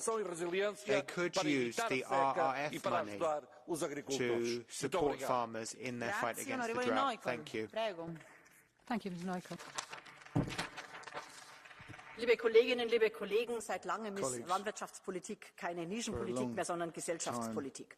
Ich habe für den Green Deal gestimmt und ich würde es auch wieder tun, weil es der richtige Weg ist. Ich verstehe Landwirte, die ärgerlich sind. Ich verstehe auch, dass Landwirte Folgeabschätzungen einfordern. Folgeabschätzungen über Gesetze. Was passiert, wenn die Reduktion der Pestizide kommt? Was macht es mit meinem Hof, mit meiner Bewirtschaftung, mit meiner Möglichkeit, Geld zu verdienen? Diese Folgeabschätzungen für Landwirte sind wichtig und richtig. Aber gleichzeitig, und das ist wirklich wichtig zu benennen, gleichzeitig fordert auch die Gesellschaft Folgeabschätzungen ein, nämlich was passiert, wenn wir die Pestizide nicht reduzieren? Was passiert, wenn wir weiterhin Arten verlieren? Das heißt, es gibt nicht nur Folgeabschätzungen auf der einen Seite, sondern auch auf der anderen Seite. Ich bin meiner Fraktion der S&D dankbar, dass wir es immer wieder schaffen, die Balance zu finden. Denn Landwirtschaftspolitik ist Gesellschaftspolitik. Und wenn die EVP glaubt, jetzt so tun zu können, als müsste sie die Landwirte vor Brüssel beschützen, würde ich nur sagen, lassen Sie die Landwirte unterhaken. Lassen uns mit ihnen in eine Zeit gehen, eine schwierige Zeit, eine Zeit des Klimawandels, der Klimaanpassung. Das ist mir gleich. Da braucht die Landwirtschaft Unterstützung. Die EVP macht Gräben immer tiefer zwischen der Gesellschaft und der Landwirtschaft. Wir müssen diese Gräben aber zuschütten. Society from farmers, whereas we need to fill the gap between them. Thank you. Merci Madame la Présidente, Monsieur le Commissaire. L'agriculture européenne est déjà la plus vertueuse. Nos agriculteurs respectent les règles les plus exigeantes au monde, pardon de le rappeler. Beaucoup ici passent leur temps à polariser le débat, à chercher des coupables à tort et à travers. Je pense qu'on devrait plutôt s'activer à trouver des réponses. C'est ce qu'attendent les femmes et les hommes qui font l'agriculture. Qu'on arrête de décider sans eux. Qu'on les écoute, qu'on leur apporte des réponses solides, des réponses tangibles, applicables, des réponses rémunératrices pour un métier si difficile. Nous avons un chemin à construire. C'est possible si nous sommes sérieux, rationnels. C'est possible si on fait preuve de plus de cohérence. Si par exemple, la Commission qui lance le dialogue stratégique sur l'agriculture ne la sacrifie pas au même moment en validant de manière provocatrice l'accord commercial avec le Mercosur. N'importons plus l'agriculture que nous ne voulons plus. That would simply perpetuate a type of agriculture we don't wish to continue to see. You have a blue card, Mr. Desai. Are you prepared to take it? Mr. Bellamy? Chers collègues, vous dites opportunément maintenant qu'il ne faut pas polariser le sujet de l'agriculture, mais vous souvenez-vous du moment où vous votiez pour le texte restauration de la nature et nous étions critiqués au PPE par vous, par vos collègues, parce que nous alertions sur le fait que ce texte allait faire baisser de 10% la surface agricole utile en Europe. Vous rappelez-vous du moment où notre délégation alertait sur la stratégie Farm to Fork que vous avez votée? Vous dites qu'il ne faut pas importer l'agriculture que nous ne voulons pas produire, mais vous rappelez-vous avoir voté pour l'accord avec la Nouvelle-Zélande que nous n'avons pas voté parce qu'il a contribué à faire venir sur notre sol des tonnes de produits que nous ne produisons pas chez nous, des tonnes, 30 000 tonnes d'agneaux, 20 000 tonnes de lait en poudre développées avec des techniques que nous refusons à nos propres agriculteurs. Il est temps aussi de faire le bilan de ce que chacun assume et de regarder en face les responsabilités de nos groupes respectifs. Si nous voulons vraiment défendre l'agriculture, nous lui devons la vérité. Monsieur Bellamy, J'assume les votes auxquels j'ai pris part et la manière dont j'ai voté dans ce Parlement européen. Je sais là où nous n'aurions pas dû choisir certaines trajectoires. Ce que je dis aujourd'hui, c'est que les agricultrices et les agriculteurs ne cherchent pas de coupables. Ils cherchent des réponses. Donc on peut, si vous voulez, continuer, encore une fois, à se disputer, à dire toi t'as voté ça, toi t'as voté ça, t'aurais pas dû, c'est à cause du Green Deal, c'est à cause de Farm to Fork, c'est à cause des Verts qui en demandent toujours plus. Moi je veux bien participer à ce débat-là, mais c'est pas là qu'on trouvera les réponses. Donc construisons ensemble. Si vous avez des bonnes idées, prenons-les. Je pense qu'on en a aussi. Je pense qu'il y en a dans tous les camps, dans le champ républicain, dans ce Parlement. Donc construisons ensemble l'avenir de l'agriculture. Ils ont besoin de nous, aidons-les.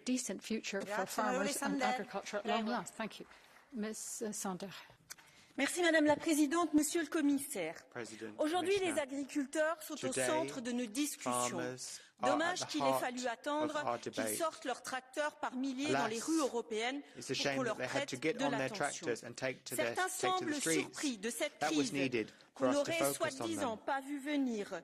Alors c'est vrai, de la gauche de l'hémicycle à la Macronie, on a fermé les yeux et on a poussé vers plus de surenchères réglementaires. Du côté de l'extrême droite du RN, on est absent des débats comme aujourd'hui. C'est vrai qu'au PPE, ça fait longtemps qu'on alerte sur la détresse et le désarroi du monde agricole. Alors aujourd'hui, je me tourne vers la Commission européenne et je dis il y a urgence. Urgence à mettre en place une pause dans les réglementations. Urgence à mettre en place des clauses miroirs. Urgence à simplifier la PAC, à retravailler les 4% de jachère. Urgence tout simplement à agir pour assurer notre sécurité alimentaire partout en Europe. Onorevole Sander, una blue card per lei da parte dell'onorevole García Muñoz.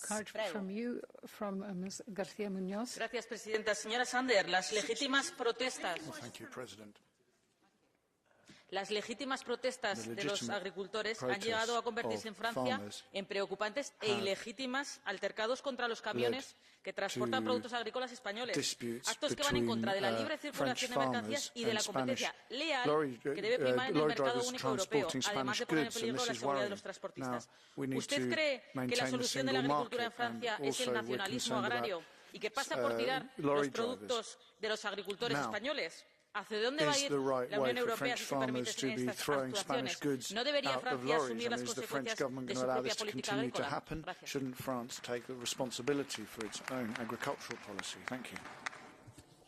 Vous avez raison dans ce débat et dans cette crise agricole.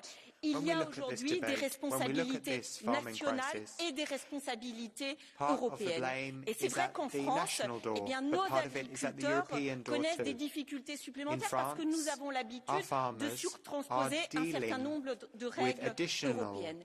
Mais je crois qu'ici, nous avons aussi la responsabilité de nous poser la question des mêmes règles partout en Europe. Et on voit bien aujourd'hui que les agriculteurs ne sont pas soumis aux mêmes règles, ce qui crée de la détresse supplémentaire et des conditions d'exercer ce beau métier d'agriculteur de manière très déloyale. Donc mobilisons-nous pour faire en sorte que les règles soient les mêmes en Europe, mais aussi vis-à-vis du reste du monde.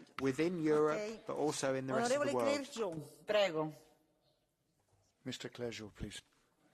Chers collègues, l'écologie n'est pas l'ennemi de l'agriculture. L'ennemi de l'agriculture, c'est le libéralisme. Le libéralisme qui conduit à la baisse du revenu agricole. Le revenu. Voilà ce qui devrait être au cœur de nos débats. Pour cela, nous aurons besoin d'une autre PAC, car l'aide à l'hectare et la vente des produits sur des marchés dérégulés et imprévisibles, cela ne marche pas. Mais tout de suite, nous pouvons changer la mise en œuvre de la PAC en plafonnant les aides pour mieux aider les plus petites agricultures et les éleveurs. Utiliser les outils européens de dérégulation des marchés, et de lutte contre la spéculation, y compris réhabiliter les stocks. Imposer une répartition de la valeur face à l'industrie et la distribution qui garantissent le revenu des agriculteurs. which guarantees income for farmers. We need to suspend free trade agreements, et le correctif carbone aux frontières de l'UE pour lutter mirror contre la clauses concurrence déloyale. and Et pour terminer, rémunérer le travail des agriculteurs pour protéger la nature et sortir des pesticides et du glyphosate. Oui, l'agroécologie doit se traduire par plus de revenus pour les agriculteurs. We need to help the environment, but there needs to be more income for farmers. Thank you. Mr. Christensen, please. Jeg er landmand, og jeg har støvlerne på, herr kommissær. I hele Europa der demonstrerer landmændene med deres traktorer. Det er fordi, at usikkerheden er meget, meget stor. De økonomiske usikkerheder efter Ukrainekrisen, stigende brændstofpriser, inflation, man bliver oversvømmet af produkter fra Ukraine. Men også usikkerheden i forhold til for vidtgående miljølovgivning fra EU's side. Jeg vil gerne sige, at jeg kan godt forstå landmændene. Jeg tror, der er behov for, at vi tager en time-out lige nu. Den grønne omstilling er selvfølgelig vigtig, men det er simpelthen gået alt for stærkt i tempo. Of course, environmental change is necessary, but all this has simply taken place at a pace that is unrealistic. There's far too much red tape bearing upon farmers, and as Ursula von der Leyen said herself, there should be a 25% cut in red tape, and there needs to be a review to make sure that we find the right solutions, green solutions, yes, but realistic solutions for farmers. We have, of course, to ensure that biopesticides can be approved more rapidly so that they can be used rather than others. And implementation enforcement is, of course, key. Mr. Van der Candelare, please. Commissaris, voorzitter, collega's. Hoeveel keer ging het debat hier de afgelopen jaren over de voorwaarden die we boeren opleggen? En hoeveel keer ging het debat over de situatie van boeren zelf? Hoeveel keer vroeg de Europese Volkspartij om te spreken met de boeren en niet over de boeren? En wie met de boeren spreekt is vandaag helemaal niet verrast over de protesten. Natuurlijk is er de noodzaak om klimaatbeleid te voeren, maar we hebben hun kar volgeladen met nieuwe regels en we laten ze vervolgens los met vastgebonden handen op een moordende wereldmarkt. En dat met steeds minder landbouwbudget. Terwijl we de afgelopen jaren natuur- of industrieprojecten veiligstelden, is er geen enkele bescherming voor de rol van landbouw en voedselproductie. Voor mij moet de strategische landbouwdialoog daarom uitmonden in een echte Europese landbouwbeschermingswet die alle Europese wetgeving toetst aan essentiële factoren die een impact kunnen hebben op onze voedselzekerheid. Denk aan de beschikbaarheid en kwaliteit van gronden. Denk aan jonge boeren. Denk aan kostendekkende prijzen, beschikbaarheid van water. En ga zo maar door. De boeren voelen zich terecht in een hoek gedrumd. Het is to get proper prices for your product, availability of water, and so forth. Farmers have to be in the central place that they deserve. Thank you. Thank you. Mrs. Abraham now, please. În titlul dezbaterii de azi apare un cuvânt interesant, echitabil. Aș vrea să întreb Comisia ce îi se pare echitabil la următorul exemplu. Într-un singur an, valoarea producției de cereale în UE a scăzut cu aproape 30%. Ce face Comisia? Vine cu o derogare, așa zis salvatoare, prin care obligă fermierii să dubleze suprafața supusă unor noi condiționalități de mediu. Astfel, spun fermierii, se vor dubla pierderile, deoarece se știe, o parte dintre culturile recomandate nu supraviețuiesc fără pesticide, some of the crops that were recommended to plant won't survive without pesticides. Others need lots of water in summertime when there's usually a drought. The Commission constantly tries to patch an ever-unraveling tapestry. It's really difficult for us to understand why. Even now, it's still unclear that the farmers' fair means something that's decided together with them, not without them. Now, this might sound absurd, but for new ambition, you need new money. Thank you. Mrs. Alieva-Vili, please. Благодаря, госпожо председател. Колеги, бурните протести на земеделците в цяла Европа са показателни. Те искат да бъдат чути и имат нужда от подкрепа. Сложните административни изисквания, ограниченото финансиране, високата инфлация, наслагващите се кризи и нелоялната конкуренция изправят земеделците ежедневно пред още по-големи предизвикателства. Да бъдем ясни, сектор земеделие е в криза, изискванията стават все повече, а финансирането все по-малко. Неведнъж от тази трибуна съм призовавала за реалистично изпълними цели и адекватно финансиране за успешен зелен преход. Няма да е изключение и днес, ще го повторя. Екологичен преход, да, само с икономическа устойчивост и стабилност. Намаляването на бюрокрацията от приоритет на думи трябва да се превърне в реални действия. Нужно е да бъдем близо до нашите земеделци и да работим за решаване на техните проблеми. Господин комисар, обръщам се и към съвета. Темата за пълната конвергенция на плащанията в многогодишната финансова рамка години наред е подминавана. Отново ви призовавам за еднакво третиране на земеделците и пълно изравняване на субсидиите и на българските земеделци. Onorevole, vi chiedo rispetto dei tempi. Onorevole Buda, perché altrimenti non possiamo far intervenire tutte le richieste di catch DI. Stimați colegi, fermierii europeni sunt astăzi în stradă. Le știm cu toții provocările. Inflație, secetă, războiul din Ucraina, iar politicile verzi, și subliniez, stimați colegi, care sunt distributari acestor politici, îngenunchează sectorul.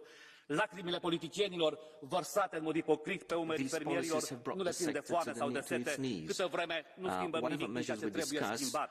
We won't do anything unless we really make the changes that need to be made. Commissioner, you came up with a derogation, but it doesn't solve the problem because the crops that are about to be planted would cause damages rather than benefits. We asked for money for the crisis reserve. Now, at the last minute, we ask you to simplify the PEC rules, the CAP rules. A farmer cannot understand how someone from Brussels can tell them when to plant or what to do with their land. Vă cer tuturor să fim parteneri onești ai fermierilor, să nu transformăm politicii de la Bruxelles într-un factor de risc pentru agricultură, ca să cum sunteți astăzi cei care promovați politicile verzi fără să ascultați pe fermieri. Because that's what you're doing today if you promote environmental policies without listening to farmers. Thank you, Mr. Kefalogiannis, please.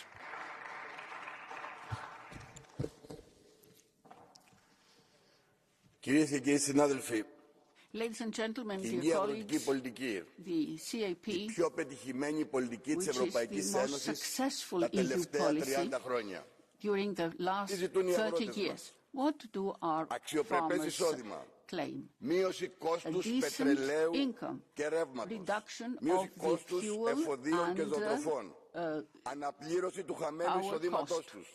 They want to top up to restore the losses of their income. Yes, they are right. What do they contribute? And guaranteed security of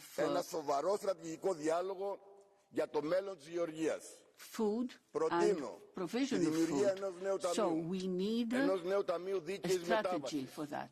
I propose the creation of a new fund for the fair transition to support the income of farmers, just as we did with the Green Deal. Yes, we are in favor of the protection of climate, but always on the side of European... No, c'è l'onorevole Niebler, chiedo scusa. Mrs. Niebler now, please. Vielen Dank, Frau Präsidentin, Herr Vizepräsident, Frau Ratsvertreterin, meine sehr geehrten Kolleginnen und Kollegen. Landwirte gehen seit Wochen nun auf die Straße und das zu Recht. Zu viel ist einfach zu viel. Unsere Linie war in der Landwirtschaftspolitik immer, dass wir Politik mit den Landwirten zusammen machen und nicht gegen sie. Wir haben durchgesetzt, dass die Pestizidverordnung nicht kommt. Wir haben durchgesetzt, dass es keine weiteren Flächenstilllegungen mehr gibt. Und wir haben auch durchgesetzt, dass Restholz weiter als erneuerbare Energie genutzt werden darf. Liebe Kolleginnen, liebe Kollegen, wir brauchen gesunde Lebensmittel. Wir brauchen Landwirte, die Freude daran haben, unsere Landschaft zu pflegen. Wir haben Landwirte, die Nachhaltigkeit jeden Tag leben. Landwirte geben ihr Land immer gut bestellt von Generation zu Generation weiter. Unsere Landwirte haben Wertschätzung verdient und keine Verbote, keine Vorgaben, keine Restriktionen. Vielen Dank. They shouldn't simply be restricted in everything they do. Thank you very much. Let's now move on to Catch the Eye. We're not going to be able to accept all requests for the floor because there are so many people who've asked for the floor that we just haven't got time. So anyone who's had a blue card intervention won't be able to take the floor. Mr. Bogovic, please. Hvala za besedo. Thank you very much for the floor. In spring of last year, I joined the Slovenian farmers who started protesting. These protests were aimed against dumb measures coming from the EU. Back then, we realized what the Sustainable Use Regulation and the Nature Recovery Regulation meant. We together protested against those measures. For the first time, I protested against the EU measures because we went too far. The Slovenian farmers were protesting against the measures by the Slovenian government. These Slovenian measures only strengthened and worsened certain European measures that had not been yet adopted in the European Parliament. This same government, Slovenian government, wants to limit the use of wood for heating in rural areas. Farmers are protesting also against the current supply chains and distribution chains. We have to listen to the farmers. We have to find common solutions, not just discuss them at added value burden.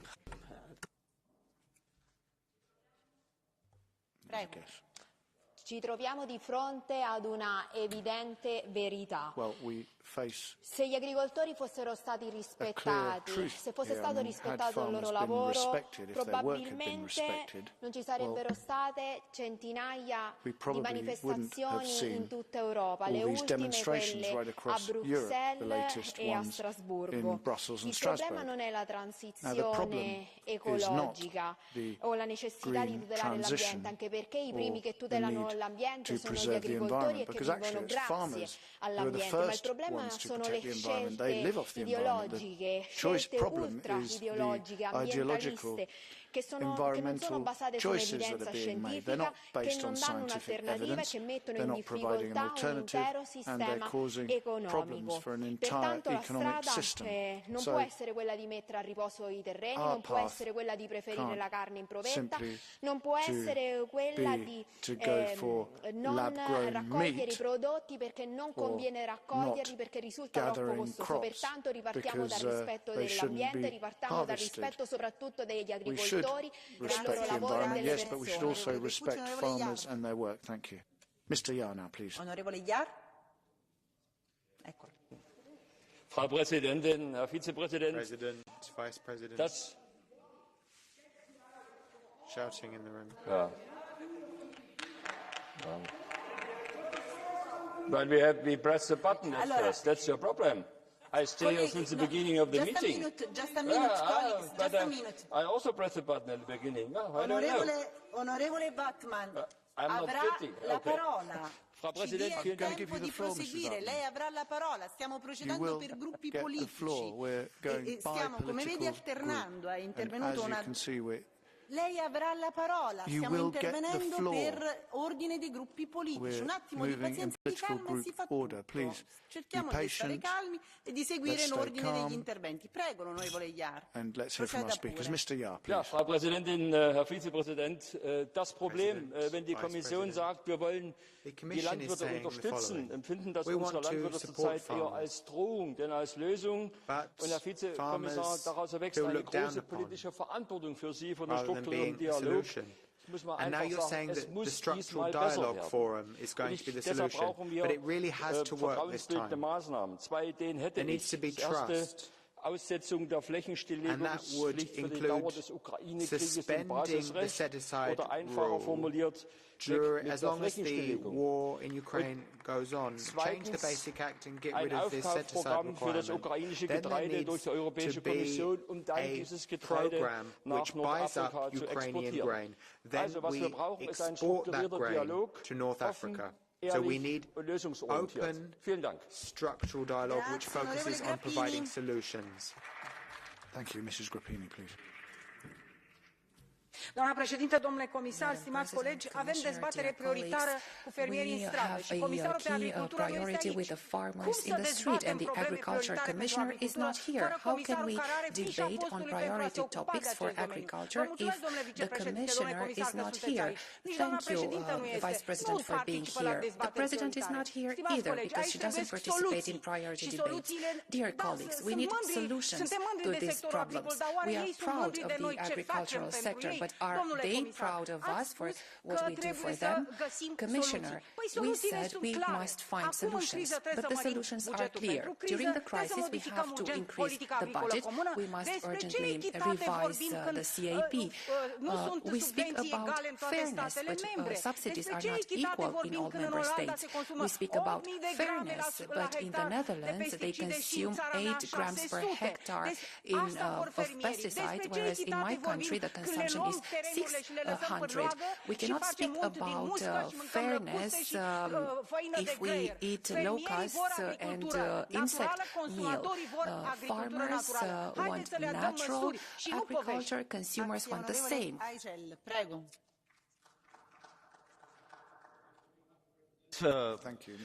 Ja som veľmi rád, že je tu aspoň pán Šefčovič, keď pani predsednička von der Leyenová nemala odvahu tu zostať s nami. Rastúce protesty farmárov už aj pred sídlami Europarlamentu sú úplne pochopiteľné. Blížia sa júnové voľby a teda kedy, ak nie teraz, by bolo treba zatlačiť aj na politikov na úrovni Európskej únie a chcú byť zvolení znova. Poľnohospodári tvoria síce iba malé percento pracujúcej populácie, ale ich požiadavky nemôže ignorovať nikto, kto hovorí o potrebe udržateľného a sebestačného poľnohospodárstva a o bezpečnosti potravín. Mnohé obavy farmárov sú oprávnené, keďže v posledné obdobie zažívajú suchá, povodne, rastúce náklady na energie a hnojivá, a to aj v dôsledku vojny na Ukrajine. Treba ale priznať, že farmári majú obavy aj z niektorých opatrení v rámci Green Dealu a aj z pripravovaných liberalizačných zmluv, ako je Mercosur, pretože môže ich ohroziť v rámci konkurencieschopnosti. Práve v tom treba povedať, že ja vítam aspoň malý krôčik Európskej komisie, že nebude v blízkom období nútiť farmárov nechávať pôdu úhorom. Osobne ma ale teší, že naprieč Európskou úniou si začína väčšina lídrov uvedomovať, že celá politika a transformácia musí byť férová. Ďakujem.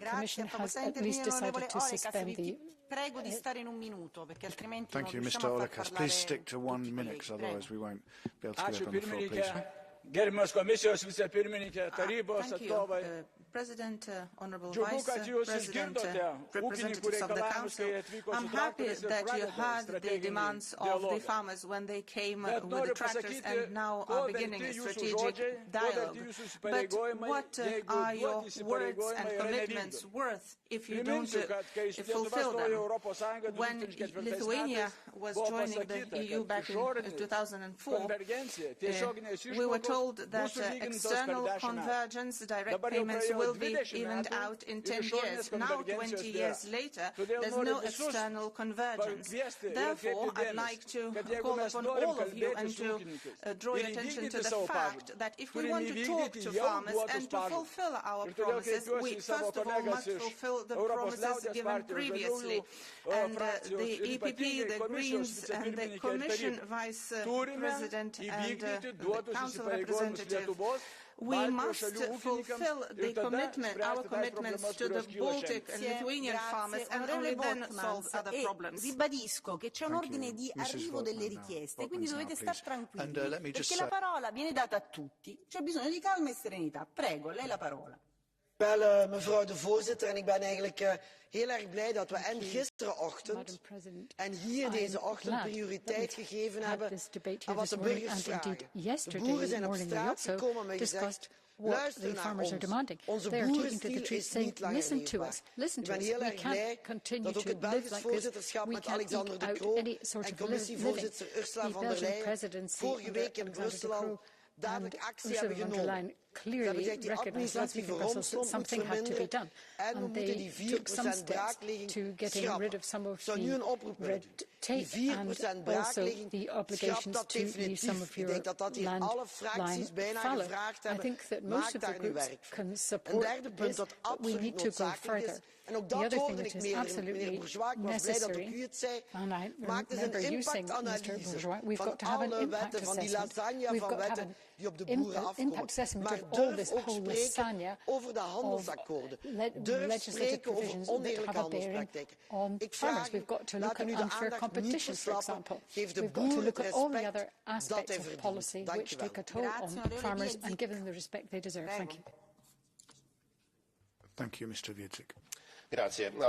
Poľnohospodárstvo potrebuje pomoc. Sústreďme sa preto naozaj na užitočné a efektívne riešenia, riešme férové ceny, neférové obchodné praktiky, riešme dopad zahraničného importu, riešme stále narastajúce ceny vstupov. Prosím, vyhneme sa argumentácii, ktorá je falošná, krivá a ktorá tu odznieva, že síce ochrana prírody je v rozpore s poľnohospodárstvom, prekážkou a treba ju obmedziť. Je to veľmi nebezpečné tvrdenie, ničomu neprospeje. V tomto duchu musím skritizovať krok komisie, ktorý v tom pre tento rok otvára nové plochy úhorov pre poľnohospodárske využitie. Nemá to ekonomicky žiadny význam, hovoríme o 10% pôdy, na ktorých chceme pestovať lucernu a šošovicu v čase nadprodukcie, ktorá zráža ceny. Pre ochranu prírody, a tieto plochy sa týkajú naturovských území, je to katastrofálne rozhodnutie, pretože ohrozuje prežitie kriticky ohrozených druhov, ktorí na úhoroch nachádzajú posledné vhodné podmienky v poľnohospodárskej krajine. Takýto narratív, takéto ústupky nikomu neprospievajú okrem krajnej pravice, ktorá štvaním proti Green Dealu sa prezentovala aj dnes a na týchto falošných už dávno uplatnila svoj copyright. Ďakujem. So we need to act against all the things we're hearing that Sembra aren't che in quest'Aula tutti siano diventati paladini dei diritti degli agricoltori. Me ne compiaccio. Mi chiedo però dove erano nel 2020 quando noi, i cattivi ambientalisti, abbiamo proposto di rigettare l'accordo commerciale con i paesi del Mercosur? Oppure dove erano nel 2021 quando chiedevamo che con la nuova PAC vi fossero più risorse per gli agricoltori e meno per le grandi aziende? Lo chiedo ai colleghi di destra che oggi fanno a gara a farsi le foto al fianco dei trattori. Peccato che all'epoca invece dei trattori avete scelto l'altra parte della barricata, quella delle lobby dei padroni dell'agroalimentare. Oggi volete dare un forte segnale di vicinanza agli agricoltori? Beh, noi abbiamo delle proposte. Una tassa sugli extra profitti delle grandi aziende e della grande distribuzione per sostenere il reddito degli agricoltori. Rigettiamo una volta per tutte il Mercosur. Riformiamo la direttiva sulle pratiche sleali in agricoltura su tutta la filiera. Riformiamo la PAC in modo che l'80% dei sussidi non vada più soltanto al 20% delle aziende più grandi. Queste sono soltanto alcune proposte. Le vostre? Of mass retail and nobody else. Mr. Ilčić, please. Poštovani kolege, mi s ovog dijela političkog spektra već godinama govorimo da je vaš pristup poljoprivredi poguban i za poljoprivrednike i za cijelo društvo. Sad je voda došla do grla, a vi ne želite priznati da ste bili u krivu, da ste donosili pogrešne odluke i ne želite promijeniti smjer. Seljaci su na cestama diljem Europe i što kažu? Opteretili ste ih s previše regulativa, uveli ste im previše restrikcija zbog takozvanog zelenog plana, doveli ste ih u nekonkurentan položaj s obzirom na jeftinu hranu iz inozemstva, ne dozvoljavate im da upotrebljavaju konvencionalno umjetno gnojivo i ukinuli bi im subvencije za dizel zato da ne zagađaju. Jeste li vi uopće pogledali koliko njih ima novaca za električne traktore? U Hrvatskoj čak Agronomski fakultet traži od svojih zaposlenika da idu na radionice u lezbijsku udrugu jer bez toga ne mogu dobiti novac iz europskih projekata. Koji je vaš cilj? Proglašavate kraj poljoprivredne proizvodnje u Europi? Pa ja se nadam da će prije tog cilja građani proglasiti vaš kraj na sljedećim europskim izborima. I hope you are thrown out at the next elections. La rivoluzione green vuole trasformare i campi agricoli in campi fotovoltaici per fornire energia all'industria che produrrà cibo sintetico e non è un romanzo di fantascienza, non è Asimov. Purtroppo è la folle realtà. I trattori hanno assediato il Parlamento europeo per qualche giorno, voi li avete assediati per 5 anni. Avete sottoscritto accordi commerciali di libero scambio che hanno aperto le porte del mercato unico a settori agricoli di paesi terzi senza standard analoghi ai nostri. Alcuni di voi accusano noi di aver votato la PAC. La PAC è l'unico strumento concreto a sostegno degli agricoltori. Non votarla avrebbe significato metterli in difficoltà. I deputati dell'estrema sinistra e dei Verdi che non l'hanno votata, badate bene, non l'hanno votata non per sostenere le giuste proteste degli agricoltori, ma perché secondo loro la PAC non era abbastanza green, non massacrava abbastanza gli agricoltori. Orgogliosamente invece ho votato contro i provvedimenti folli collegati al Green Deal che veramente mettono in ginocchio la produzione europea, non solo quella agricola. Avete dimenticato i lavoratori europei, ma i lavoratori europei non dimenticheranno voi, state certi. But European workers won't forget you can be sure of that. Thank you. Obrigada, Presidente. Os agricultores que protestam por toda a Europa têm uma causa comum, a política agrícola comum.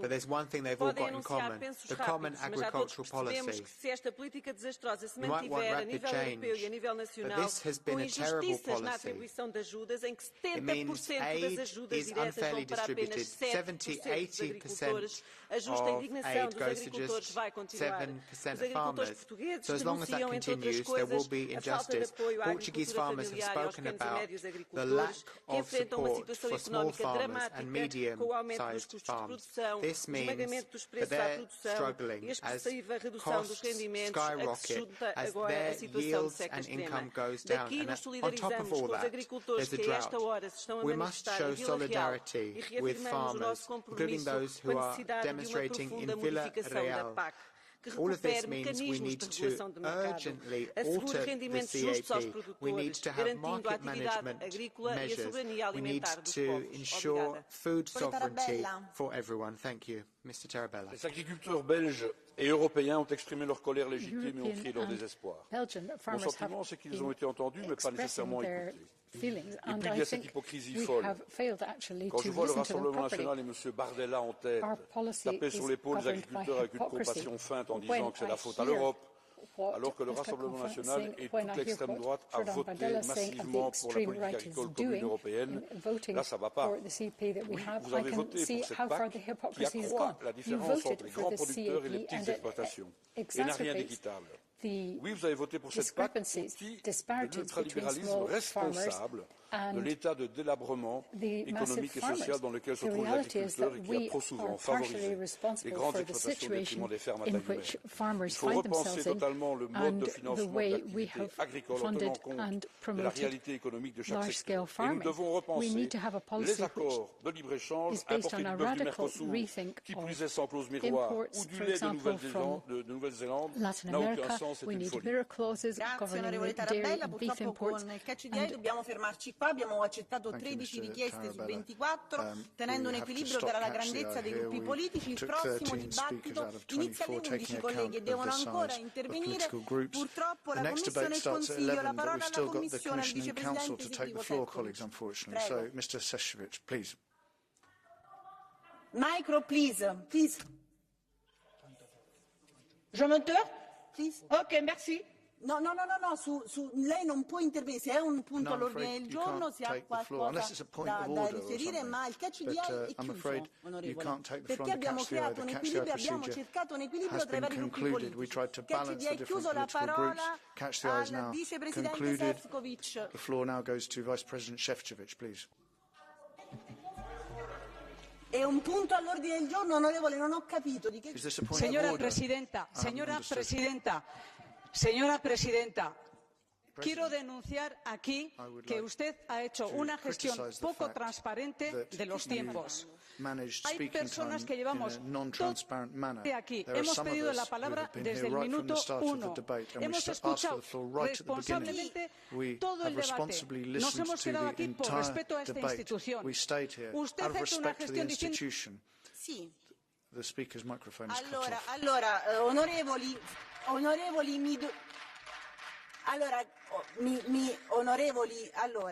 come abbiamo detto dall'inizio, onorevole, mi faccia spiegare.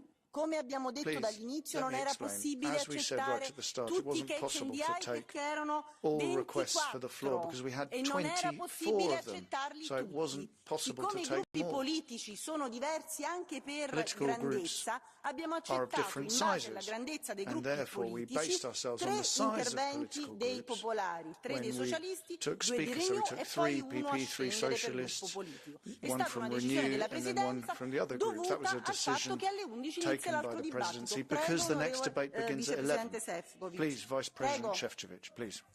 Prego, Vicepresidente. Vice President, please.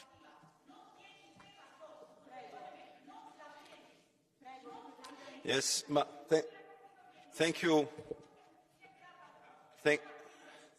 Thank you very much, Madam President, Madam Minister, honourable members of the European Parliament. First and foremost, I would like to thank all of you for having added this key debate at the level of political leaders. And I think that this debate clearly demonstrated that our agriculture and rural communities are affected by a wide range of policies, several crises, and current geopolitical tension. And therefore, I'm glad that I could have participated in this debate on behalf of the European Commission. You, honourable members, clearly highlighted how complex issue we are going to discuss today, especially in these challenging times for Europe and farmers. But I think what is absolutely clear also after this morning exchange is that what we need is to work better together, that we need together look for constructive solutions. And I think, as Madame Garcia Perez mentioned it early on in our discussion, farmers need EU and EU needs farmers. And I would like to ensure all of you, and especially our farmers and foresters community, that we treat them with the utmost respect and appreciation for their work, and that we will continue to do so also in the future. I think that now clearly it's a time to work on how can we overcome the polarization which got into our discussion, what we can do to build bridges. And I cannot find a better place like this House to start with this process, to build the bridges, to look for the common solutions, and to have a right focus on our discussions for the future. And how to do it in the best possible way is to propose and work on the concrete solutions. And many ideas have been already mentioned here today. And also, as Madam Woodman said yesterday in our debate with the President of the European Commission. What I kind of record and recall that all of you called for making sure that we have to address one crucial point, and this is how to guarantee decent income for our farmers, how to make sure that those who produce in a sustainable manner, who are treating their employees decently, who respect all environmental forms, will not be undercut by unfair practices or cheap alternative imports from abroad, and that's something what we are clearly looking at and what we want to address. Mr. Mureșanu, Mr. Weber and many others have been calling for making sure that we will not take the decisions on agriculture without talking to the farmers. And we are doing exactly that. Therefore, we launched our strategic dialogue on future of agriculture well in advance of the next discussion on the next 7 years budget and next debate on the future CAP. And I believe that through that strategic dialogue and also with your participation, we will have plenty of the ideas how to structure and frame those policies better. And I agree with Mr. Alvarez that we have to work with the farmers because they have to feel the ownership of this process, and this is how the structured strategic dialogue is organized. Madam Miller was referring to the importance to make sure that the strategic dialogue shouldn't just be a top-down approach. And I totally agree with her, and therefore we made sure the participation in this discussion is wide-ranging, that we have big farmers, small farmers, young farmers, organic farmers, that we have representatives of the whole value chain, researchers, innovators, but also academicians. And I very much appreciate that some of you suggested that it would be good to also discuss these issues on the regional level, and I can assure you that through the special portal which we created for this, we are ready to accommodate also the ideas coming from you, coming from regional dialogue, so they would enrich the final report which we will present to all of you by the end of summer as a result of this strategic dialogue. I also agree with you, honourable members, that the best quality food in the world is produced here in Europe, and that our farmers are guaranteeing not only the food security for all Europeans, but that also created a sector about which we are proud because it's an important part of the European economy. And we want to improve it further because the European farmers must consolidate this important position for now and for the future. Madam Carvalhas was referring to the young farmers. I had several discussions with them, and indeed we have to find a solution to the two prevailing problems they've been highlighting to me: access to land and access to finance. If you want to have young farmers to work on the farms, we have to address these two issues, and it's one of the topics which we are discussing together. Many of you called for better use of our regional policies to make sure that our rural areas have a good schools, have a good internet, have a good digital and transport infrastructure, because it's an important part for our farmers to be efficient and for young farmers to be, of course, attracted into this profession. And we take it on board. We are working on it, and also with my colleague, Commissioner responsible for regional development, Madam Ferreira, we are really paying a lot of attention to this issue. I think in every intervention today was a call for reduction of bureaucracy and simplification.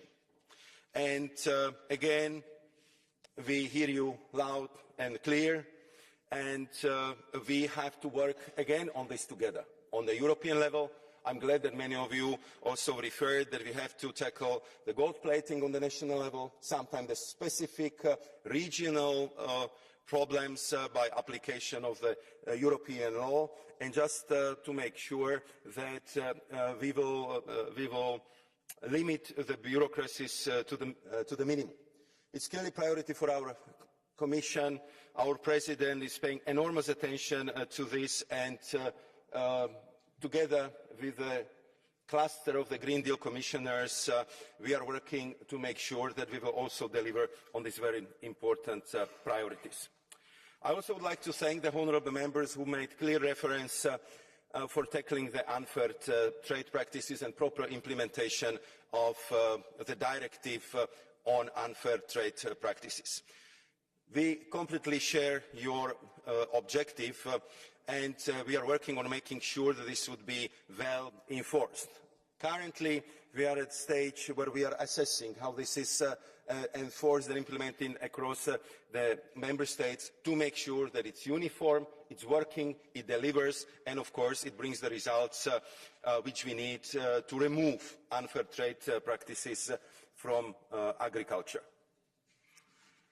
There was also quite a lot of intervention focused on the ongoing negotiations on the trade agreements. And here, again, I would like to be clear, and following this debate, I would like to confirm that Commission assessment is that the conditions for the conclusion of Mercosur agreement are not met. And to conclude, Madam President, and thank you very much for your indulgence, but the debate was very, very long, and I wanted to respond to as many inquiries as possible.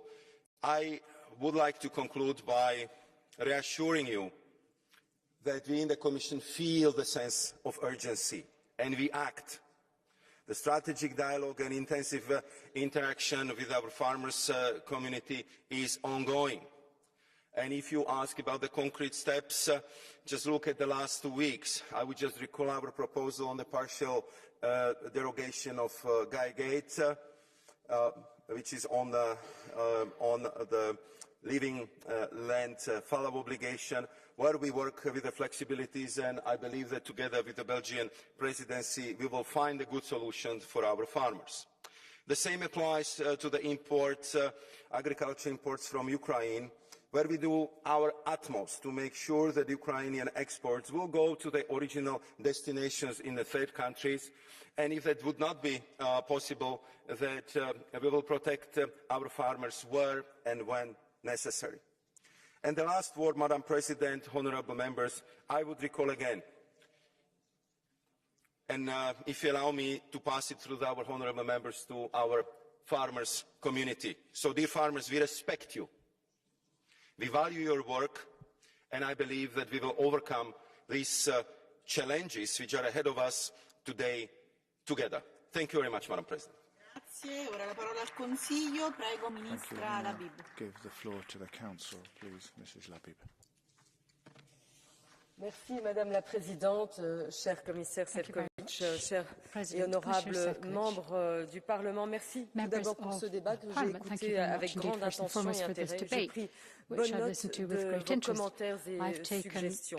Je retiens quelques phrases clés essentielles au débat qui doit évidemment se poursuivre. L'agriculture et l'environnement doivent aller ensemble. L'un ne peut pas se développer sans l'autre.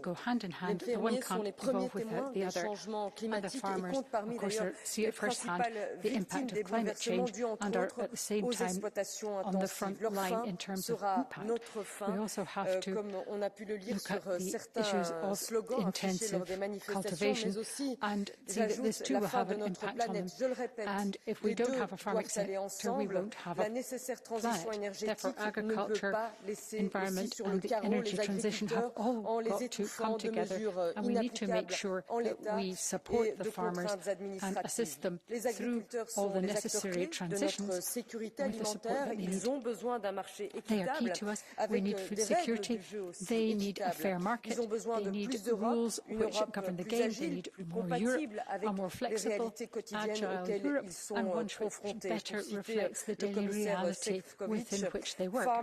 Šefčovič, farmers need EU and EU needs farmers. Les traités aussi de libre-échange ont été au cœur de nos débats. Ils doivent bien sûr permettre aux agriculteurs d'exporter vers de nouveaux marchés, de se diversifier, mais pas à leur détriment. Le Conseil attend d'ailleurs avec impatience la mise à jour de l'étude sur les effets cumulatifs des accords commerciaux sur les secteurs agricoles qui devrait permettre de mieux comprendre l'impact réel des accords sur nos agriculteurs, qu'il s'agisse d'ailleurs de grandes ou de petites exploitations. Et je ne manquerai pas, soyez-en sûrs, de transmettre le contenu de nos débats à mon collègue, le ministre de l'Agriculture, David Clarinval, qui présidera le prochain Conseil Agri-Pêche du 26 février prochain.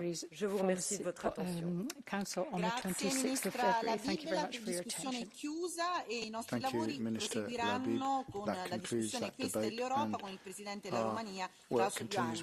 This is Europe debate with the President of Romania, Klaus Iohannis. Thank you.